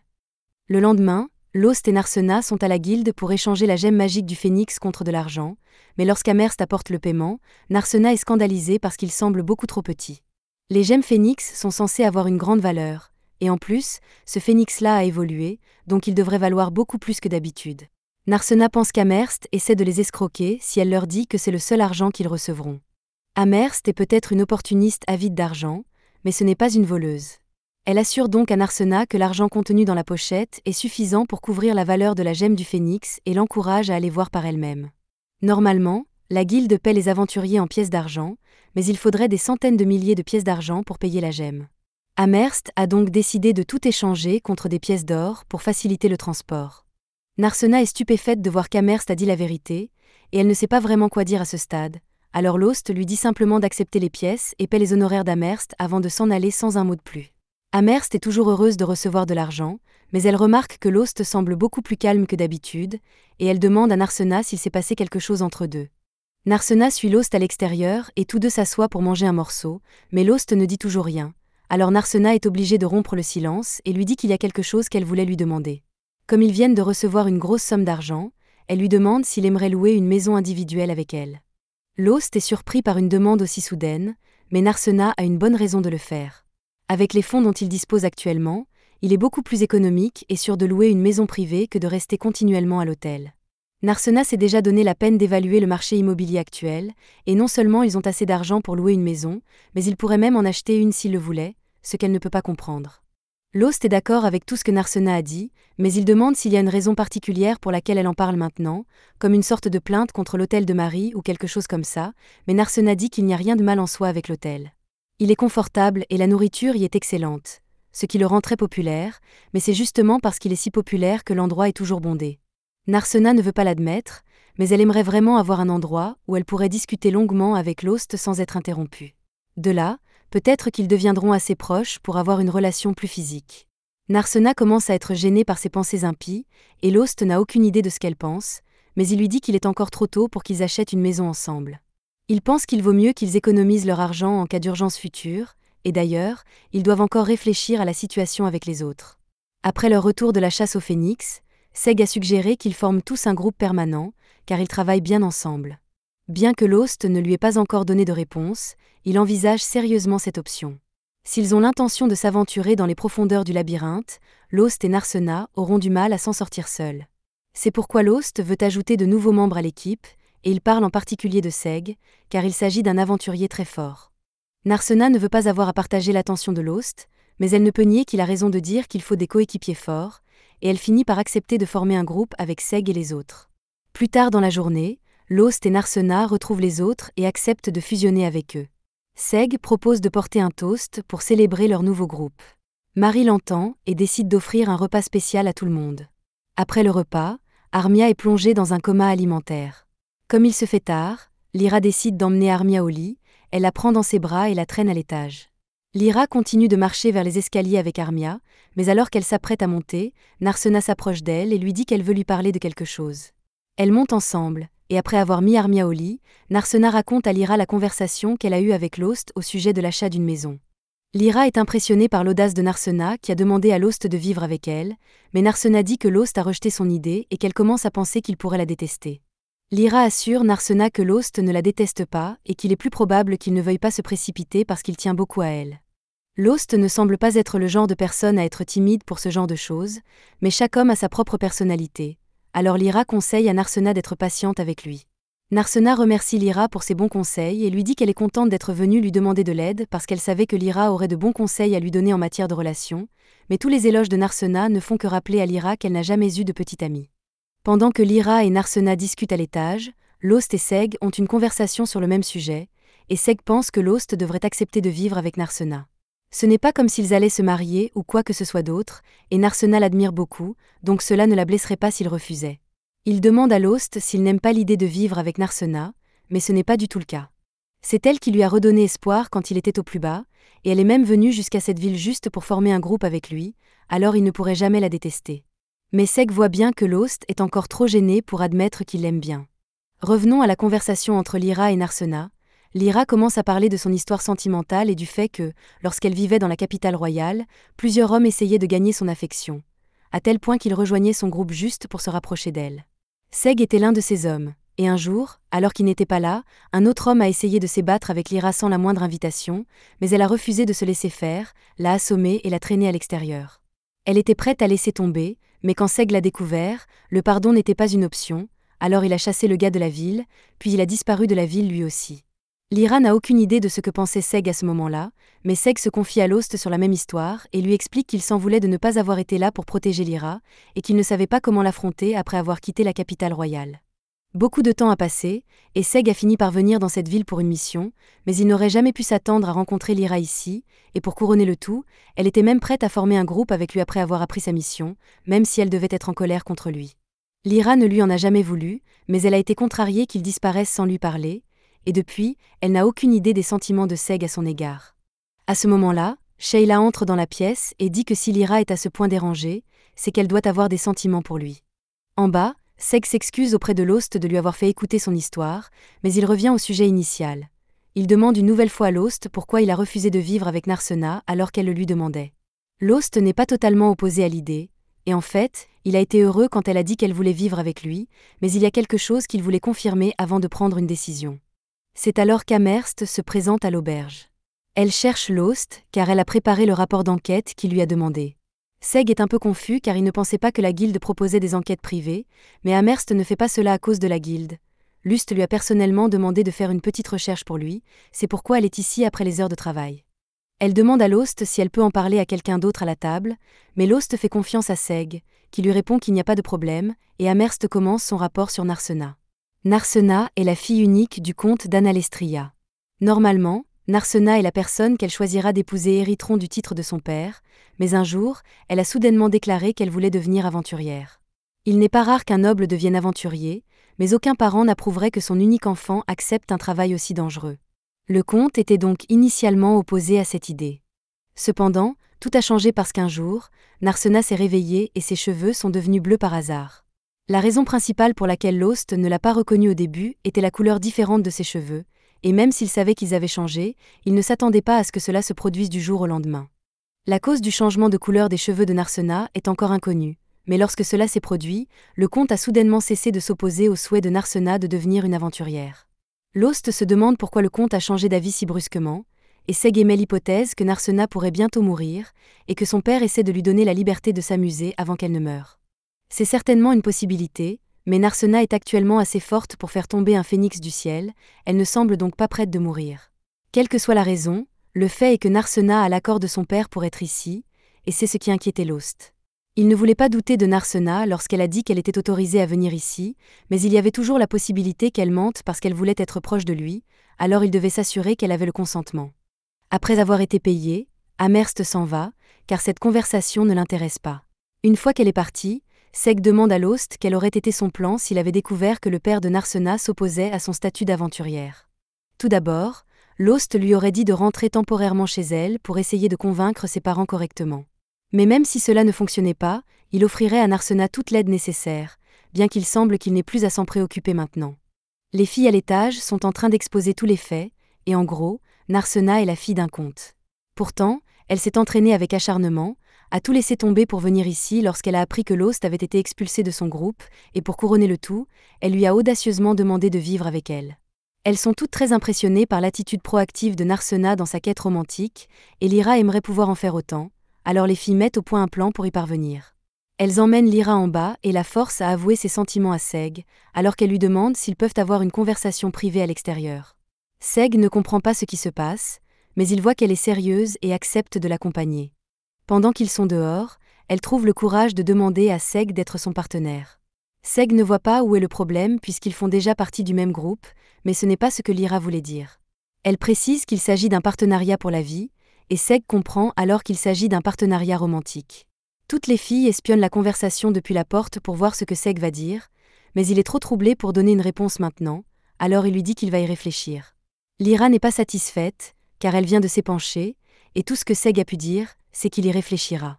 Mais comme Seg n'a jamais été du genre à planifier ce genre de choses, elle comprend qu'il veuille prendre le temps d'y réfléchir et elle est prête à attendre.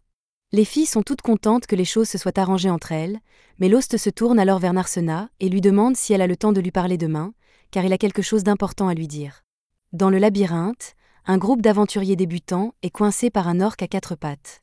Comme ils n'ont aucune chance de le vaincre, ils tentent de se cacher jusqu'à ce qu'il quitte les lieux. Heureusement, l'orc ne les remarque pas au passage, mais lorsque tout le monde tente de rejoindre la sortie, un autre orc surgit et leur barre la route. Pour ne rien arranger, le premier orc fait également demi-tour, si bien qu'en un rien de temps, le groupe va se retrouver piégé des deux côtés s'il n'agit pas rapidement. Mais ne vous inquiétez pas, car le chef du groupe a prévu une telle situation pour s'assurer que tout le monde survivra, c'est pourquoi il a amené Case. Quant au pauvre Case, il ne s'en sortira pas, car il l'utilise comme appât pour attirer les ors pendant qu'il s'échappe. Pendant ce temps, en ville, Lost et les autres prennent leur petit déjeuner ensemble, mais Narsena est tellement perdue dans ses pensées qu'elle a du mal à se concentrer sur son repas. Lyra et Seg commencent à s'inquiéter, pensant qu'elle agit ainsi parce que Lost a dit qu'il avait quelque chose d'important à lui dire. Mais il ne lui a jamais dit de quoi il s'agissait ni quand ils auraient cette conversation, si bien qu'elle ne cesse de rêvasser à ce que cela pourrait être. Lyra dit à Lost qu'il devrait probablement se dépêcher d'avoir cette discussion avec Narsena, mais Lost ne veut pas se précipiter car il s'agit d'une affaire très sérieuse. Cependant, s'il n'en finit pas rapidement, Narsena commencera à manger des fleurs à un moment ou à un autre, alors il décide d'avoir cette discussion après tout. Il s'approche de Narsena et, dès qu'il l'appelle par son nom, elle se lève nerveusement et lui demande ce dont il a besoin. Lost lui dit qu'il veut avoir cette discussion dont ils ont parlé plus tôt, et Narsena attend avec impatience ce que Lost a à dire, mais avant qu'il ne puisse dire quoi que ce soit, la porte de l'auberge s'ouvre. Case a réussi à survivre à son abandon dans le labyrinthe. Sheila semble savoir qui il est, et elle s'inquiète vraiment pour lui, alors elle court le voir et vérifier ses blessures. Un peu plus tard, Lost finit de soigner Case et dit à tout le monde que l'enfant va s'en sortir, car ses blessures n'étaient pas aussi graves qu'elles en avaient l'air. Pour l'instant, Lyra et Sheila vont s'occuper de lui, mais les autres sont un peu déconcertés, car il est logique que Lyra s'occupe de lui puisqu'elle est guérisseuse, mais pourquoi Sheila doit-elle être là ? Marie explique que Sheila est amie avec Case depuis qu'ils sont tout petits. Case est un orphelin du labyrinthe et il a le même âge que Sheila. Marie ne pouvait donc pas l'abandonner, c'est pourquoi elle le laissait souvent traîner et manger avec elle. Elle s'est prise d'affection pour lui et l'aurait volontiers laissé travailler à l'auberge, mais Case voulait devenir un aventurier, alors Marie l'a laissé réaliser ses rêves. Il avait même l'air si heureux lorsqu'il lui a dit qu'il avait été accepté dans son premier groupe, mais regardez comment cela a tourné pour lui. Lost s'excuse auprès de Narsena, en lui disant qu'il lui parlera plus tard parce qu'il doit d'abord s'occuper de quelque chose. Lost a déjà demandé une faveur pour aider à retrouver les gens qui ont abandonné Case dans le labyrinthe, et les membres de la guilde les ont déjà bien amochés pour ce qu'ils ont fait. Il propose de laisser Lost décider de la punition pour le groupe de traîtres, mais Lost pense qu'ils ont déjà été assez battus. Il dit à tout le monde de relâcher le groupe, mais précise qu'il ne veut plus jamais les voir s'approcher de la ville, et le groupe s'enfuit. Amherst comprend pourquoi Lost a demandé l'aide de tous pour punir ce groupe, Mais les conflits entre aventuriers sont censés être gérés par la guilde, et elle ne peut donc pas tolérer qu'ils prennent les choses en main. Les aventuriers sont furieux d'entendre cela, car la guilde n'a absolument rien fait pour empêcher ces gens d'abandonner Case, et ce n'est pas comme s'ils avaient pris d'autres mesures pour obtenir justice. Amherst admet que la réponse de la guilde à ce genre de situation est plutôt déficiente, mais elle a des ordres de la direction qu'elle doit suivre. À ce moment-là, Anzom arrive et commence à réprimander les aventuriers pour avoir osé prendre les choses en main et bannir ce groupe. Il leur dit qu'ils n'avaient pas le droit de faire cela, mais les aventuriers répliquent en criant que Anzom n'a pas le droit de les critiquer alors qu'il n'a littéralement rien fait pour résoudre le problème. Lost demande à tout le monde de se calmer et dit qu'il va parler à Anzom pour qu'il réponde à leurs griefs. Une fois que Lost a rencontré Anzom, il lui explique tout ce qui s'est passé. Anzom n'est toujours pas satisfait que les aventuriers se soient occupés eux-mêmes de l'affaire, mais maintenant qu'il connaît toute l'histoire, il comprend pourquoi ils l'ont fait. Lost lui demande pourquoi il ne fait rien pour éviter ce genre de situation. Il lui fait remarquer que d'autres villes ont au moins mis en place des politiques pour protéger les orphelins du labyrinthe et les empêcher d'être traités comme des appâts. Mais Anzom répond par une question simple. L'une de ces politiques serait-elle applicable dans le labyrinthe ? Les villes peuvent élaborer toutes les règles et réglementations qu'elles souhaitent, mais si elles n'entraînent aucun changement bénéfique, il est inutile de perdre du temps et de l'argent à les mettre en œuvre. Lost demande si Anzom a l'intention d'abandonner tous les orphelins du labyrinthe qui servent d'appât, mais Anzom lui répond qu'il se trompe. Anzom a toujours dit clairement que tous ceux qui n'aiment pas la façon dont cette ville fonctionne doivent partir. Et ce n'est pas seulement parce qu'il n'aime pas les râleurs, c'est parce qu'il pense que les gens ne devraient devenir aventuriers que s'ils sont capables de le faire. C'est peut-être une guilde d'aventuriers, explique Anzom, mais nous n'avons jamais forcé qui que ce soit à devenir aventurier. Il en va de même pour Case. S'il n'est pas capable d'assumer les risques inhérents à ce travail, il aurait dû choisir une autre voie. Lost a envie de lui dire qu'il a tort, mais il est en partie d'accord avec Anzom. Cependant, il reste persuadé qu'il doit y avoir un moyen de gérer la situation et de sauver les orphelins du labyrinthe. Anzom se lève et se souvient de ce qu'un homme a dit un jour. En tant qu'aventurier, les incompétents sont comme morts, alors il vaut mieux être préparé dès le départ. Lost devrait se souvenir de ces mots car c'est Anzom qui les lui a dit il y a des années, et pour lui rafraîchir la mémoire, Anzom montre à Lost la cicatrice qu'il a gardée de leur séjour ensemble. Il y a des années, alors que Lost débutait dans l'aventure, Anzom et lui se sont fait piéger en servant de porteur de bagages à un groupe d'aventuriers. Anzom, particulièrement maltraité, a refusé l'offre de Lost de l'aider à porter une partie de ses bagages pour alléger son fardeau.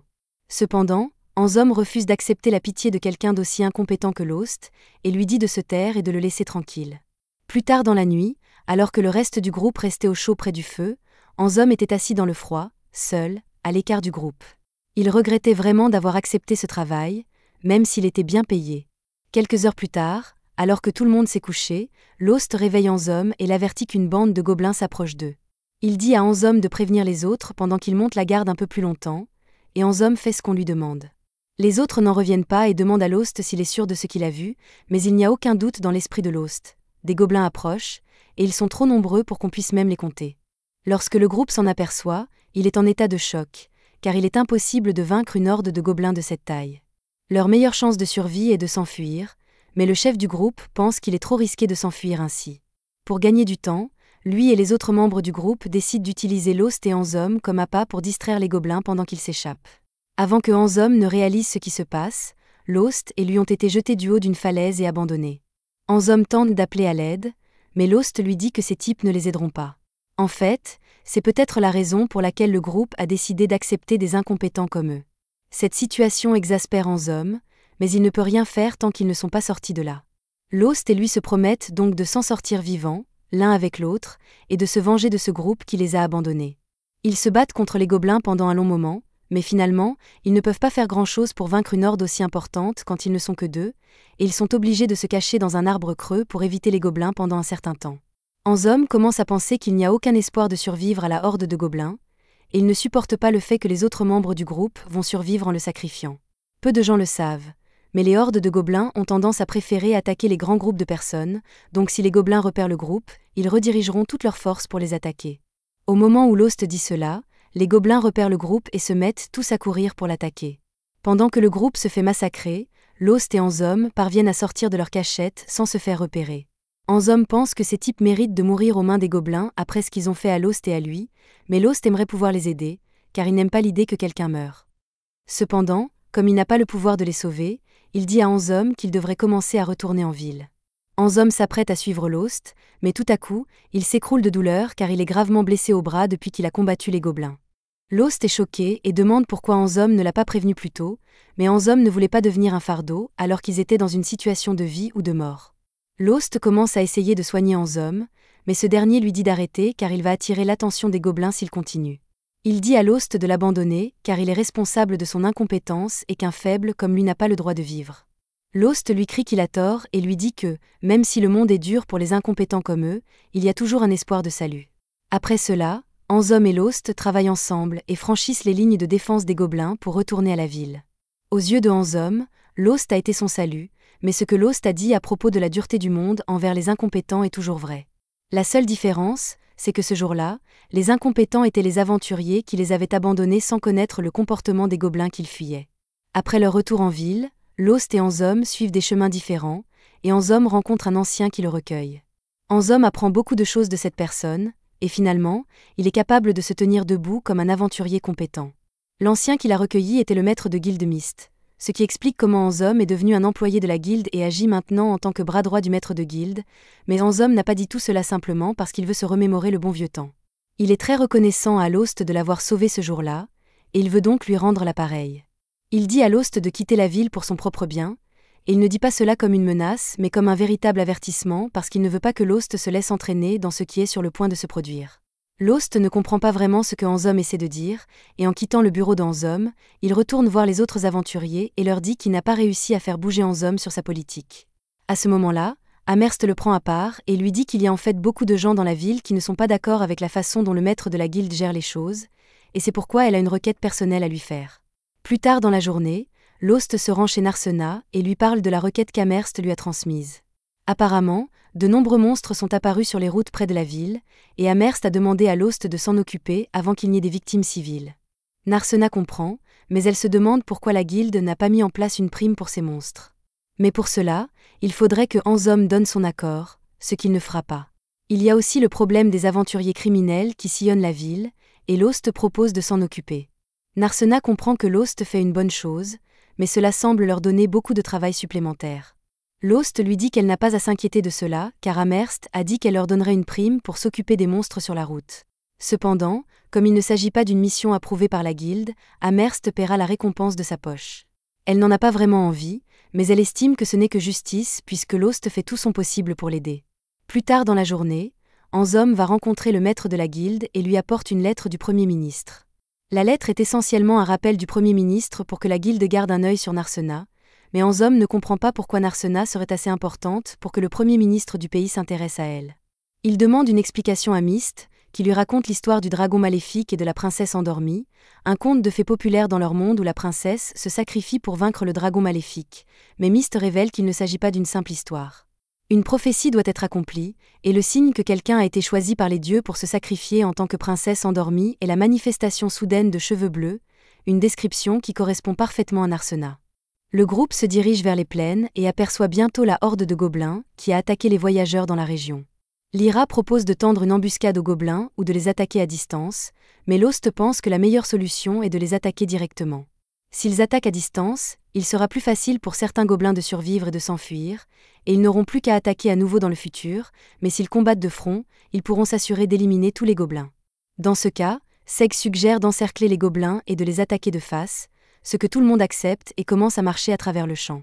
Par coïncidence, c'est là que Lost et Narsena se sont rencontrés pour la première fois il y a des années, mais contrairement à ce qui s'est passé à l'époque, lorsque la horde de gobelins a attaqué, Narsena n'est plus une princesse sans défense, et Lost est maintenant un combattant compétent, et ils se soutiennent l'un l'autre. Après avoir combattu pendant un moment, tous les gobelins ont été vaincus et le groupe s'apprête à rentrer en ville.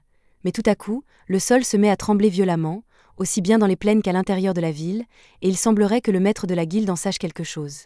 Lorsque les secousses s'arrêtent enfin, Lost et les autres se précipitent en ville pour vérifier que Marie va bien, et heureusement, personne n'a été blessé et l'auberge n'a pas subi de gros dégâts. Mais cela ne veut pas dire que tout va bien, car une seconde plus tard, un aventurier arrive en courant, disant qu'il cherche Lost parce que Marnell a besoin de son aide sur la place de la ville. Lost et les autres se rendent sur la place pour voir quel est le problème, et quand ils arrivent, Marnell est soulagé de voir que Lost est venu. Il montre les champs à l'extérieur de la ville, et même si Lost et les autres viennent juste de s'occuper de l'énorme horde de gobelins, il y a une horde encore plus grande à l'extérieur. Il y a même quelques hobgoblins parmi eux. Si ces gobelins attaquaient la ville maintenant, après tout le chaos causé par le tremblement de terre, ce serait un véritable massacre. Marnell ne veut pas que cela arrive. C'est pourquoi il veut éliminer les gobelins avant qu'ils n'atteignent la ville, et il aimerait que Lost l'aide. Cependant, il n'a pas encore fait de rapport à la guilde, et il est donc probable qu'ils ne seront pas payés pour leur travail, mais Lost et les autres disent que cela ne les dérange pas tant que la ville reste en sécurité. Ils sortent tous ensemble et commencent à tuer les gobelins les uns après les autres, et lorsque Lost affronte le hobgoblin, il parvient à lui trancher le bras d'un seul coup. Cependant, à sa grande surprise, le hobgoblin commence à le menacer de mort, et les gobelins ordinaires font de même. Tout le monde est effrayé car, d'après ce qu'ils savent, les gobelins ne sont pas censés pouvoir parler, et c'est la première fois qu'ils voient quelque chose de ce genre. Néanmoins, le comportement étrange des gobelins ne change rien à leur mission, et Lost dit à tout le monde de rester concentré sur le fait de tuer les gobelins aussi vite que possible. Finalement, ils parviennent à vaincre tous les gobelins, et il ne reste plus que le hobgoblin blessé, mais avant qu'il ne disparaisse comme les autres, il proclame que même si les humains ont réussi à gagner cette bataille, il est certain qu'ils perdront à la fin, car après ce qui va arriver, il ne restera plus un seul humain en vie. Après avoir disparu, le hobgoblin laisse tomber son cristal magique. D'après la structure du cristal, il semble qu'il s'agisse d'un hobgoblin évolué, mais Lost n'a jamais entendu parler d'une évolution donnant à un monstre la capacité de parler, et il ne sait donc pas ce qui a pu causer cela. À ce moment-là, un ami de Marnell arrive en courant et leur dit qu'il y a d'autres problèmes à l'entrée du labyrinthe. Il y a une tonne de gobelins rassemblés devant l'entrée, au moins 3 fois plus nombreux que ceux qu'ils ont combattus à l'extérieur de la ville, et leur nombre augmente de minute en minute. Il est impossible de faire face à tous ces gobelins en même temps, alors Lost dit à tout le monde que la meilleure chose à faire est de battre en retraite pour l'instant. Cela ne veut pas dire qu'il s'enfuit, car Lost a l'intention de se rendre à la guilde et de rassembler d'autres aventuriers pour les aider à vaincre les gobelins. C'est du moins ce qui était prévu, mais lorsqu'ils arrivent à la guilde, il semble que tous les aventuriers de la ville se préparent déjà à aller combattre les gobelins, et ils semblent particulièrement enthousiastes à ce sujet. La raison pour laquelle les aventuriers sont si motivés est que la guilde a mis une prime sur les gobelins qui se sont échappés du labyrinthe, et le montant est plutôt généreux. Une partie de la prime est même payée à l'avance, si bien qu'un certain nombre d'aventuriers finissent par prendre l'argent et disparaissent pour acheter du lait qui n'existe pas. Narsena demande pourquoi ils continuent à donner des avances s'ils savent que des gens comme ça vont en profiter, et Amherst aimerait personnellement arrêter de gaspiller de l'argent, mais c'est un ordre de Hanzom, alors elle n'a pas d'autre choix que de s'y plier. Marnell ne pense pas que ce soit une si mauvaise chose, car quelle que soit leur motivation égoïste, si tous ces aventuriers vont combattre les gobelins, la ville sera sauvée. Cependant, Seg se demande si Hanzom aurait pu savoir qu'une telle chose se produirait, car tout l'argent qu'il distribue en guise de récompense a dû être rassemblé des semaines à l'avance. À ce moment-là, Ralma arrive et Lost est surpris de voir qu'elle est encore en ville, mais puisqu'elle est là, il lui demande si elle s'attendait à ce que quelque chose comme ça se produise aussi. Pour qu'un si grand nombre de gobelins s'échappent du labyrinthe en même temps, il n'y a qu'une seule explication possible, un saccage du labyrinthe. Narsena ne sait pas ce qu'est un déchaînement de labyrinthe, mais Amherst se souvient d'en avoir lu un dans un vieux livre, alors elle emmène tout le monde à l'arrière pour y jeter un coup d'œil. Un saccage de labyrinthe est un phénomène au cours duquel d'innombrables monstres sortent du labyrinthe en même temps. Bien qu'il ne dure généralement qu'une journée, on a rapporté des cas où le saccage a duré jusqu'à une semaine. Dans un tel cas, les villes et villages avoisinants sont submergés par les monstres et finissent par tomber en ruine. Le déchaînement se produit lorsque la magie ambiante dans le labyrinthe dépasse un certain niveau, et le seul moyen de l'empêcher est de tuer continuellement tous les monstres qui s'y trouvent tout en permettant à de nouveaux monstres d'apparaître pour absorber une partie de cette magie. Maintenant qu'Amherst y pense, elle se souvient que la guilde des aventuriers a été créée pour veiller à ce que le niveau de magie dans le labyrinthe soit maintenu à un niveau raisonnable. C'est une information très utile, et les autres sont un peu contrariés qu'Amherst ne l'ait pas mentionné jusqu'à présent, mais pour sa défense, cela n'a été mentionné qu'une seule fois pendant l'orientation du personnel de la guilde, et personne n'y prête attention. Ralma ne reproche pas à Amherst de ne pas avoir pris cette partie de l'orientation au sérieux, car la dernière fois qu'un saccage du labyrinthe s'est produit, c'était il y a plus de 100 ans. Mais bon, 100 ans, ce n'est pas si long quand on parle d'un désastre comme le saccage d'un donjon. C'est encore assez récent pour qu'il y ait des rapports bien documentés à ce sujet, de sorte que quiconque a été dans le monde des aventuriers pendant un certain temps devrait en avoir entendu parler. Marnell trouve étrange que, bien que Marmet soit l'une des plus grandes villes d'aventuriers, elle n'ait pas été en mesure de tuer suffisamment de monstres pour maintenir les niveaux de magie sous contrôle. C'est un peu comme si ce déchaînement avait été provoqué intentionnellement, mais les spéculations ne les mèneront nulle part pour l'instant puisque le déchaînement est déjà en cours, alors Ralma demande à Lost ce qu'il veut faire. Un peu plus tard, Lost et quelques autres aident les habitants de la région à déménager toutes leurs affaires, mais Narsena demande si tout cela est vraiment nécessaire. Lost n'aime pas non plus l'idée d'utiliser les affaires des autres, mais si le carnage dure plusieurs jours, les aventuriers auront beau faire, ils ne pourront pas tenir assez longtemps. La ville va inévitablement subir des dégâts, alors le mieux qu'ils puissent faire est de se préparer et de créer une barricade avec tout ce matériel pour minimiser ces dégâts. En bas de la route, Marnell crie après Case et les autres enfants parce qu'ils essaient d'aller combattre les gobelins eux aussi. Case et les autres pensent que c'est la bonne chose à faire car cet endroit est leur ville natale et ils veulent se battre pour la défendre.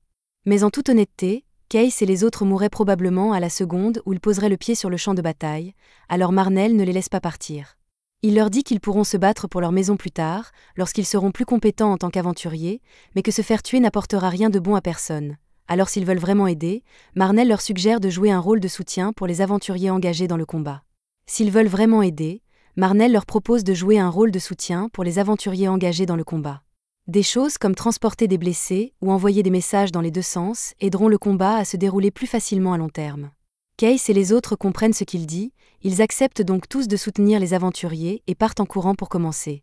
Un peu plus tard, les gobelins se présentent à l'entrée de la ville et les aventuriers sont tous postés à l'extérieur pour les intercepter. Alors que la bataille commence, ils scellent l'entrée avec quelques chariots et commencent à attaquer les gobelins à l'intérieur. La bataille est intense, car des monstres de niveau moyen font leur apparition. Lost ne s'attendait pas à ce que des monstres apparaissent en une demi-journée, et il s'en veut d'avoir été pris au dépourvu. Ralma lui assure que ce n'est pas de sa faute car, comme tout le monde, c'est la première fois que Lost fait l'expérience d'un déchaînement dans un labyrinthe et personne ne s'attend à ce qu'il soit parfaitement préparé. Mais s'il se sent toujours coupable, il devra se battre de tout son cœur pour que tout le monde survive. En plus des gobelins, il y a aussi 2 liches qui flottent dans l'air, et celles-ci peuvent aussi parler, alors elles commencent à crier, disant qu'elles vont tuer tous les humains. Mais Ralma ne veut pas entendre leur chant et commence à tirer des boules de feu sur les monstres, tandis que Marnell ordonne à tout le monde d'attaquer en même temps. Grâce à leurs efforts combinés, ils parviennent à éliminer tous les monstres de la première vague, mais au moment où Ralma pense qu'ils ont terminé, une deuxième vague de monstres apparaît et attaque. Narsena demande à Ralma si elle peut les faire exploser avec une autre boule de feu, mais Ralma est épuisée et ne pourra pas l'aider avant un moment. Dans ce cas, Seg décide de s'occuper des monstres à la place, et comme Lyra s'occupe des soins, Lost décide de le rejoindre. Ils font tous deux de leur mieux pour affronter les gobelins et se défendent plutôt bien, mais Seg trébuche accidentellement sur l'un des gourdins du gobelin, ce qui laisse ses défenses grandes ouvertes, et le gobelin est sur le point de profiter de l'occasion pour lui fracasser le crâne. À la dernière seconde, le maître de Seg, Ronaldo, se précipite pour le sauver. C'est la première fois que nous voyons Ronaldo, mais c'est lui qui a formé Seg et lui a donné l'épée magique qu'il utilise toujours. Cependant, Seg n'est pas le seul à avoir une histoire avec Ronaldo, car Lost, Narsena et Ralma le connaissent également. C'est Ronaldo qui a appris à Lost à manier l'épée, et pendant un certain temps, il a été le professeur d'épée personnel de Narsena, qui a finalement opté pour les arts martiaux. Il est également un ami de longue date de Ralma, et il plaisante sur le fait qu'elle est un démon du feu, ce qui met Ralma en colère et l'amène à lui envoyer une décharge de feu. Ronaldo parvient facilement à le dévier, et il aimerait dire beaucoup de choses à Ralma, mais il semble qu'il y ait des choses plus importantes à régler pour le moment, et il part donc s'occuper des gobelins. Pendant que Ronaldo s'en occupe, une porte magique s'ouvre soudain sur le côté d'un bâtiment, et Anzom en sort en disant à Ralma que le président de la branche de la brume veut la voir. Ralma est un peu méfiante, mais elle accepte d'aller voir Myst. Avant qu'elle ne parte, Lost lui demande s'il peut l'accompagner, car il a beaucoup de choses à dire à Myst en personne. À la surprise générale, Anzom répond que Lost peut les accompagner et dit même que Narsena devrait venir aussi. Anzom les conduit vers les appartements de Myst. Narsena ne comprend pas pourquoi Myst veut la voir, mais Lost lui dit que tout va bien se passer. Dans le pire des cas, si Myst tente quoi que ce soit, Lost sera là pour la protéger. Ralma corrige cependant Lost en lui disant qu'il n'a aucune chance de battre Myst dans un combat. Myst est encore plus fort que Ralma, et elle prévient Lost de ne l'attaquer sous aucun prétexte.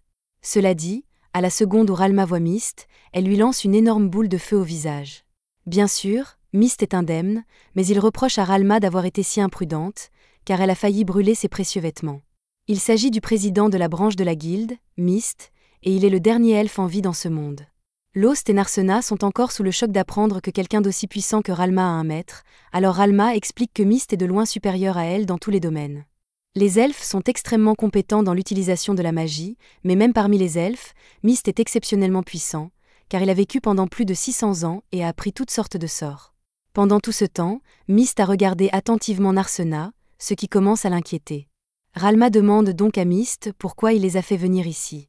Cela fait des années qu'elle ne l'a pas vu, et après avoir découvert qu'il se trouvait dans cette ville, il a évité jusqu'à présent, alors elle suppose qu'il ne s'agit pas de retrouvailles. En effet, Myst a quelque chose d'important à leur dire, mais cela va être une longue histoire, alors il utilise la magie pour faire apparaître des chaises afin que tout le monde puisse s'asseoir. Avant de commencer, Ralma demande à Myst si c'était son plan depuis le début. Il a attiré des aventuriers véreux dans la ville et a refusé de faire quoi que ce soit contre leur comportement criminel parce qu'il avait l'intention de les faire combattre le rampage, et la raison pour laquelle Anzom n'arrêtait pas de dire aux gens de quitter la ville pour la moindre plainte était une tentative de permettre aux gentils aventuriers de rester à l'écart des ennuis. Tout cela nous amène à conclure que Myst devait être au courant de l'existence du rampage bien avant qu'il ne se produise. Myst ne le nie pas, car n'importe qui aurait pu se douter de l'arrivée du rampage au vu de toutes les choses étranges qui se produisaient ici. Des monstres puissants avaient commencé à apparaître au niveau supérieur, et en plus, il y avait un taux d'évolution anormalement élevé parmi les monstres. Il y avait donc des signes évidents, mais si Myst était vraiment au courant à l'avance, Narsena demande pourquoi il n'a pas au moins prévenu les gens à l'avance. Anzom lui coupe la parole et dit qu'avertir les gens n'aurait rien changé. Il savait qu'un rampage se préparait, mais il ne savait pas s'il arriverait dans un jour, dans une semaine ou dans 10 ans, et le fait de lancer un avertissement sans préciser de délai n'aurait rien changé à leur défense. Malgré tout, il serait absurde de cacher la possibilité d'un événement aussi dévastateur. Ralma suppose donc qu'il doit y avoir des raisons cachées pour lesquelles Myst n'a parlé à personne du rampage. Ralma pense que Myst a dû provoquer le rampage, mais même si Myst pouvait contrôler le labyrinthe, il n'aurait pas pris la peine de se créer autant d'ennuis. Il explique que l'ordre de garder le rampage secret vient de son patron, le superviseur de toutes les guildes d'aventuriers du pays. En fait, même si les rampages sont connus pour durer plusieurs jours et pour détruire plusieurs villes, comme le rampage ne se produit pas près de la capitale royale, les supérieurs n'y ont pas vu une menace et ont décidé qu'il valait mieux garder le secret pour ne pas plonger le pays dans le chaos. Mais cela signifie que Marmay et les villes voisines sont sacrifiées, c'est pourquoi Myst a pris les choses en main et a mis en place des contre-mesures personnelles contre le rampage. Il demande à Lost et à Narsena s'ils se souviennent de toutes les tours qui ont été construites dans la ville, car elles font probablement partie du plan d'urgence du dernier recours mis en place par Myst. Mais avant cela, il veut faire tout ce qui est en son pouvoir pour défendre la ville, et demande donc à Ralma de l'aider à repousser les monstres. Quelle que soit l'énergie déployée par les aventuriers à l'extérieur, ils finiront par s'épuiser et devront faire une pause, mais la contre-mesure créée par Myst nécessite une quantité de mana incroyablement élevée pour fonctionner, et il a donc besoin de Ralma pour l'alimenter. Vu les circonstances, Ralma accepte de retourner sur le terrain et de servir de batterie, mais si Myst lui demande de risquer sa vie avec autant de désinvolture, elle lui demande s'il est prêt à faire de même.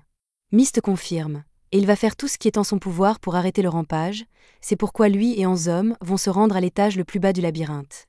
Narsena est surprise d'entendre cela, car elle se souvient que le fond du labyrinthe n'a pas encore été trouvé, et bien que ce soit vrai, grâce à de nombreux rapports, Myst a pu localiser l'emplacement général du boss final.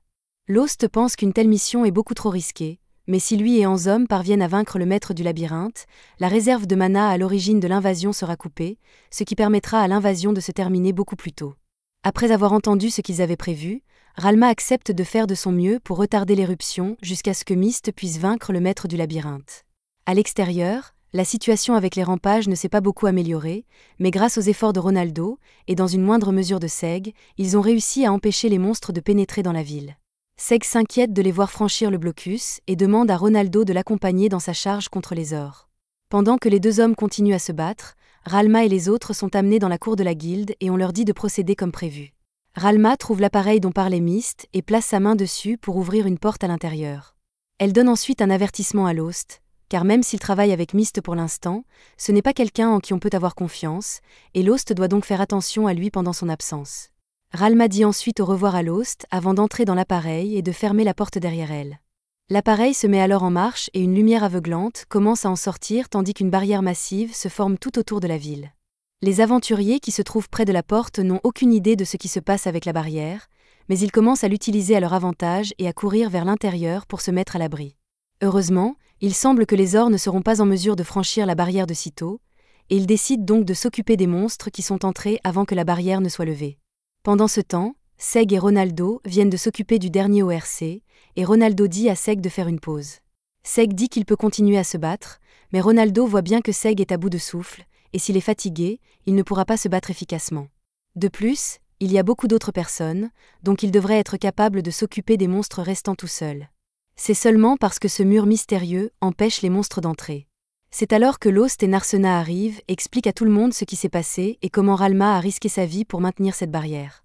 La barrière est constituée de la puissance magique de Ralma, mais pour que la barrière couvre une zone aussi grande, elle doit consommer beaucoup de mana, et même si Ralma dispose d'une grande réserve de mana, elle est toujours limitée, et elle finira donc par l'épuiser. Normalement, lorsqu'une personne est à court de mana, elle finit par s'évanouir à cause de l'épuisement du mana, mais l'appareil dans lequel Ralma se trouve aspire de force le mana de son corps. Ainsi, tant qu'une barrière magique est nécessaire, même si elle s'évanouit, l'appareil continuera à drainer la magie de son corps jusqu'à ce qu'elle meure. Un autre monstre apparaît, cette fois c'est un griffon, qui est super puissant. En temps normal, même avec les efforts combinés de tous les aventuriers, ils ne pourraient pas vaincre un seul griffon. Heureusement, ils n'ont pas à le combattre car la barrière l'empêche d'entrer dans la ville. Cependant, sa présence reste un problème. La barrière est fabriquée à partir de la technologie des elfes, elle ne sera donc pas franchie par les attaques du griffon. Mais plus la barrière sera endommagée, plus elle devra puiser dans le mana de Ralma pour se réparer. S'il le laisse continuer à attaquer la barrière de la sorte, Ralma ne tardera pas à mourir d'épuisement de mana. Lost refuse de se laisser faire, il part donc combattre le griffon, mais avant qu'il ne parte, Ronaldo l'arrête et lui dit qu'il n'a pas à le faire seul. Ils forment tous une équipe, et Ralma est importante pour eux, alors ils feront tout ce qu'il faut pour qu'elle survive. Le groupe sort de la barrière et se dirige vers la horde de gobelins et d'or. Mais la principale menace est le griffon qui frappe la barrière à plusieurs reprises. Ronaldo demande donc à tout le monde de s'occuper rapidement des ors pour pouvoir se concentrer sur le griffon. Le groupe commence à détruire les petits monstres au sol, et tout à coup, les gobelins restants commencent à reculer parce qu'ils ont compris qu'ils n'avaient aucune chance de gagner, et ils appellent donc un Fenrir en renfort. Narsena n'a jamais vu de Fenrir auparavant, mais elle peut déjà dire que cette chose est incroyablement forte, et Lost le confirme. Le Fenrir a une course fulgurante, et au sol, il possède une force égale à celle d'un griffon, il ne sera donc pas facile de le battre. Ronaldo demande à Lost s'il sera capable de s'occuper du Fenrir tout seul, puisqu'il doit encore abattre le griffon, et Lost pense qu'il devrait y arriver. Alors Ronaldo part s'occuper du griffon pendant que les autres s'occupent du Fenrir. Armia est la première à attaquer et lance une boule de feu sur le Fenrir, mais elle ne s'attendait pas à ce qu'il soit si rapide, et elle est prise au dépourvu lorsque le Fenrir lui fonce dessus. Heureusement, Lost a été assez rapide pour la suivre, il saute devant Armia et par les attaques de la Fenrir. Tout le monde s'étonne que Lost soit capable de suivre la vitesse du Fenrir à lui tout seul, mais malgré cela, Lost est toujours en train de perdre.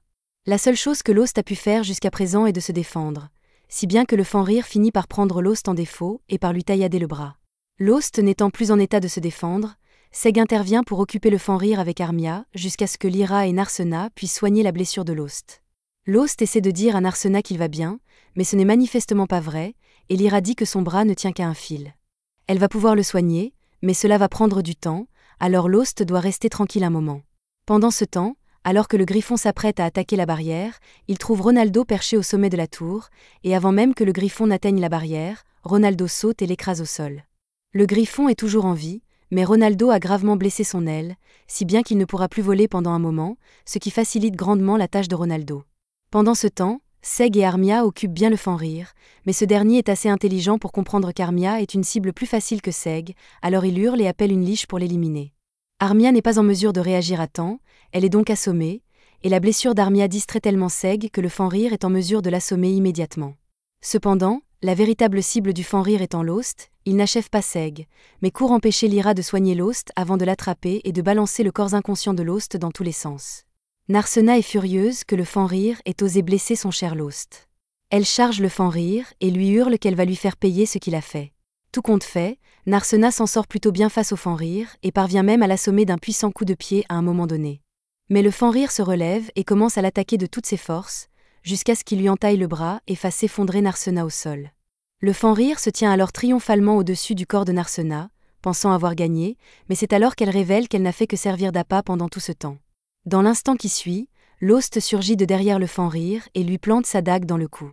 Lorsque Narsena a vu Lost au sol tout à l'heure, elle a remarqué qu'il faisait semblant d'être inconscient et qu'il était en fait en train de soigner son bras. Elle a donc décidé d'attirer l'attention du Fenrir pour qu'il se déconcentre sur Lost et qu'il puisse être attaqué par surprise.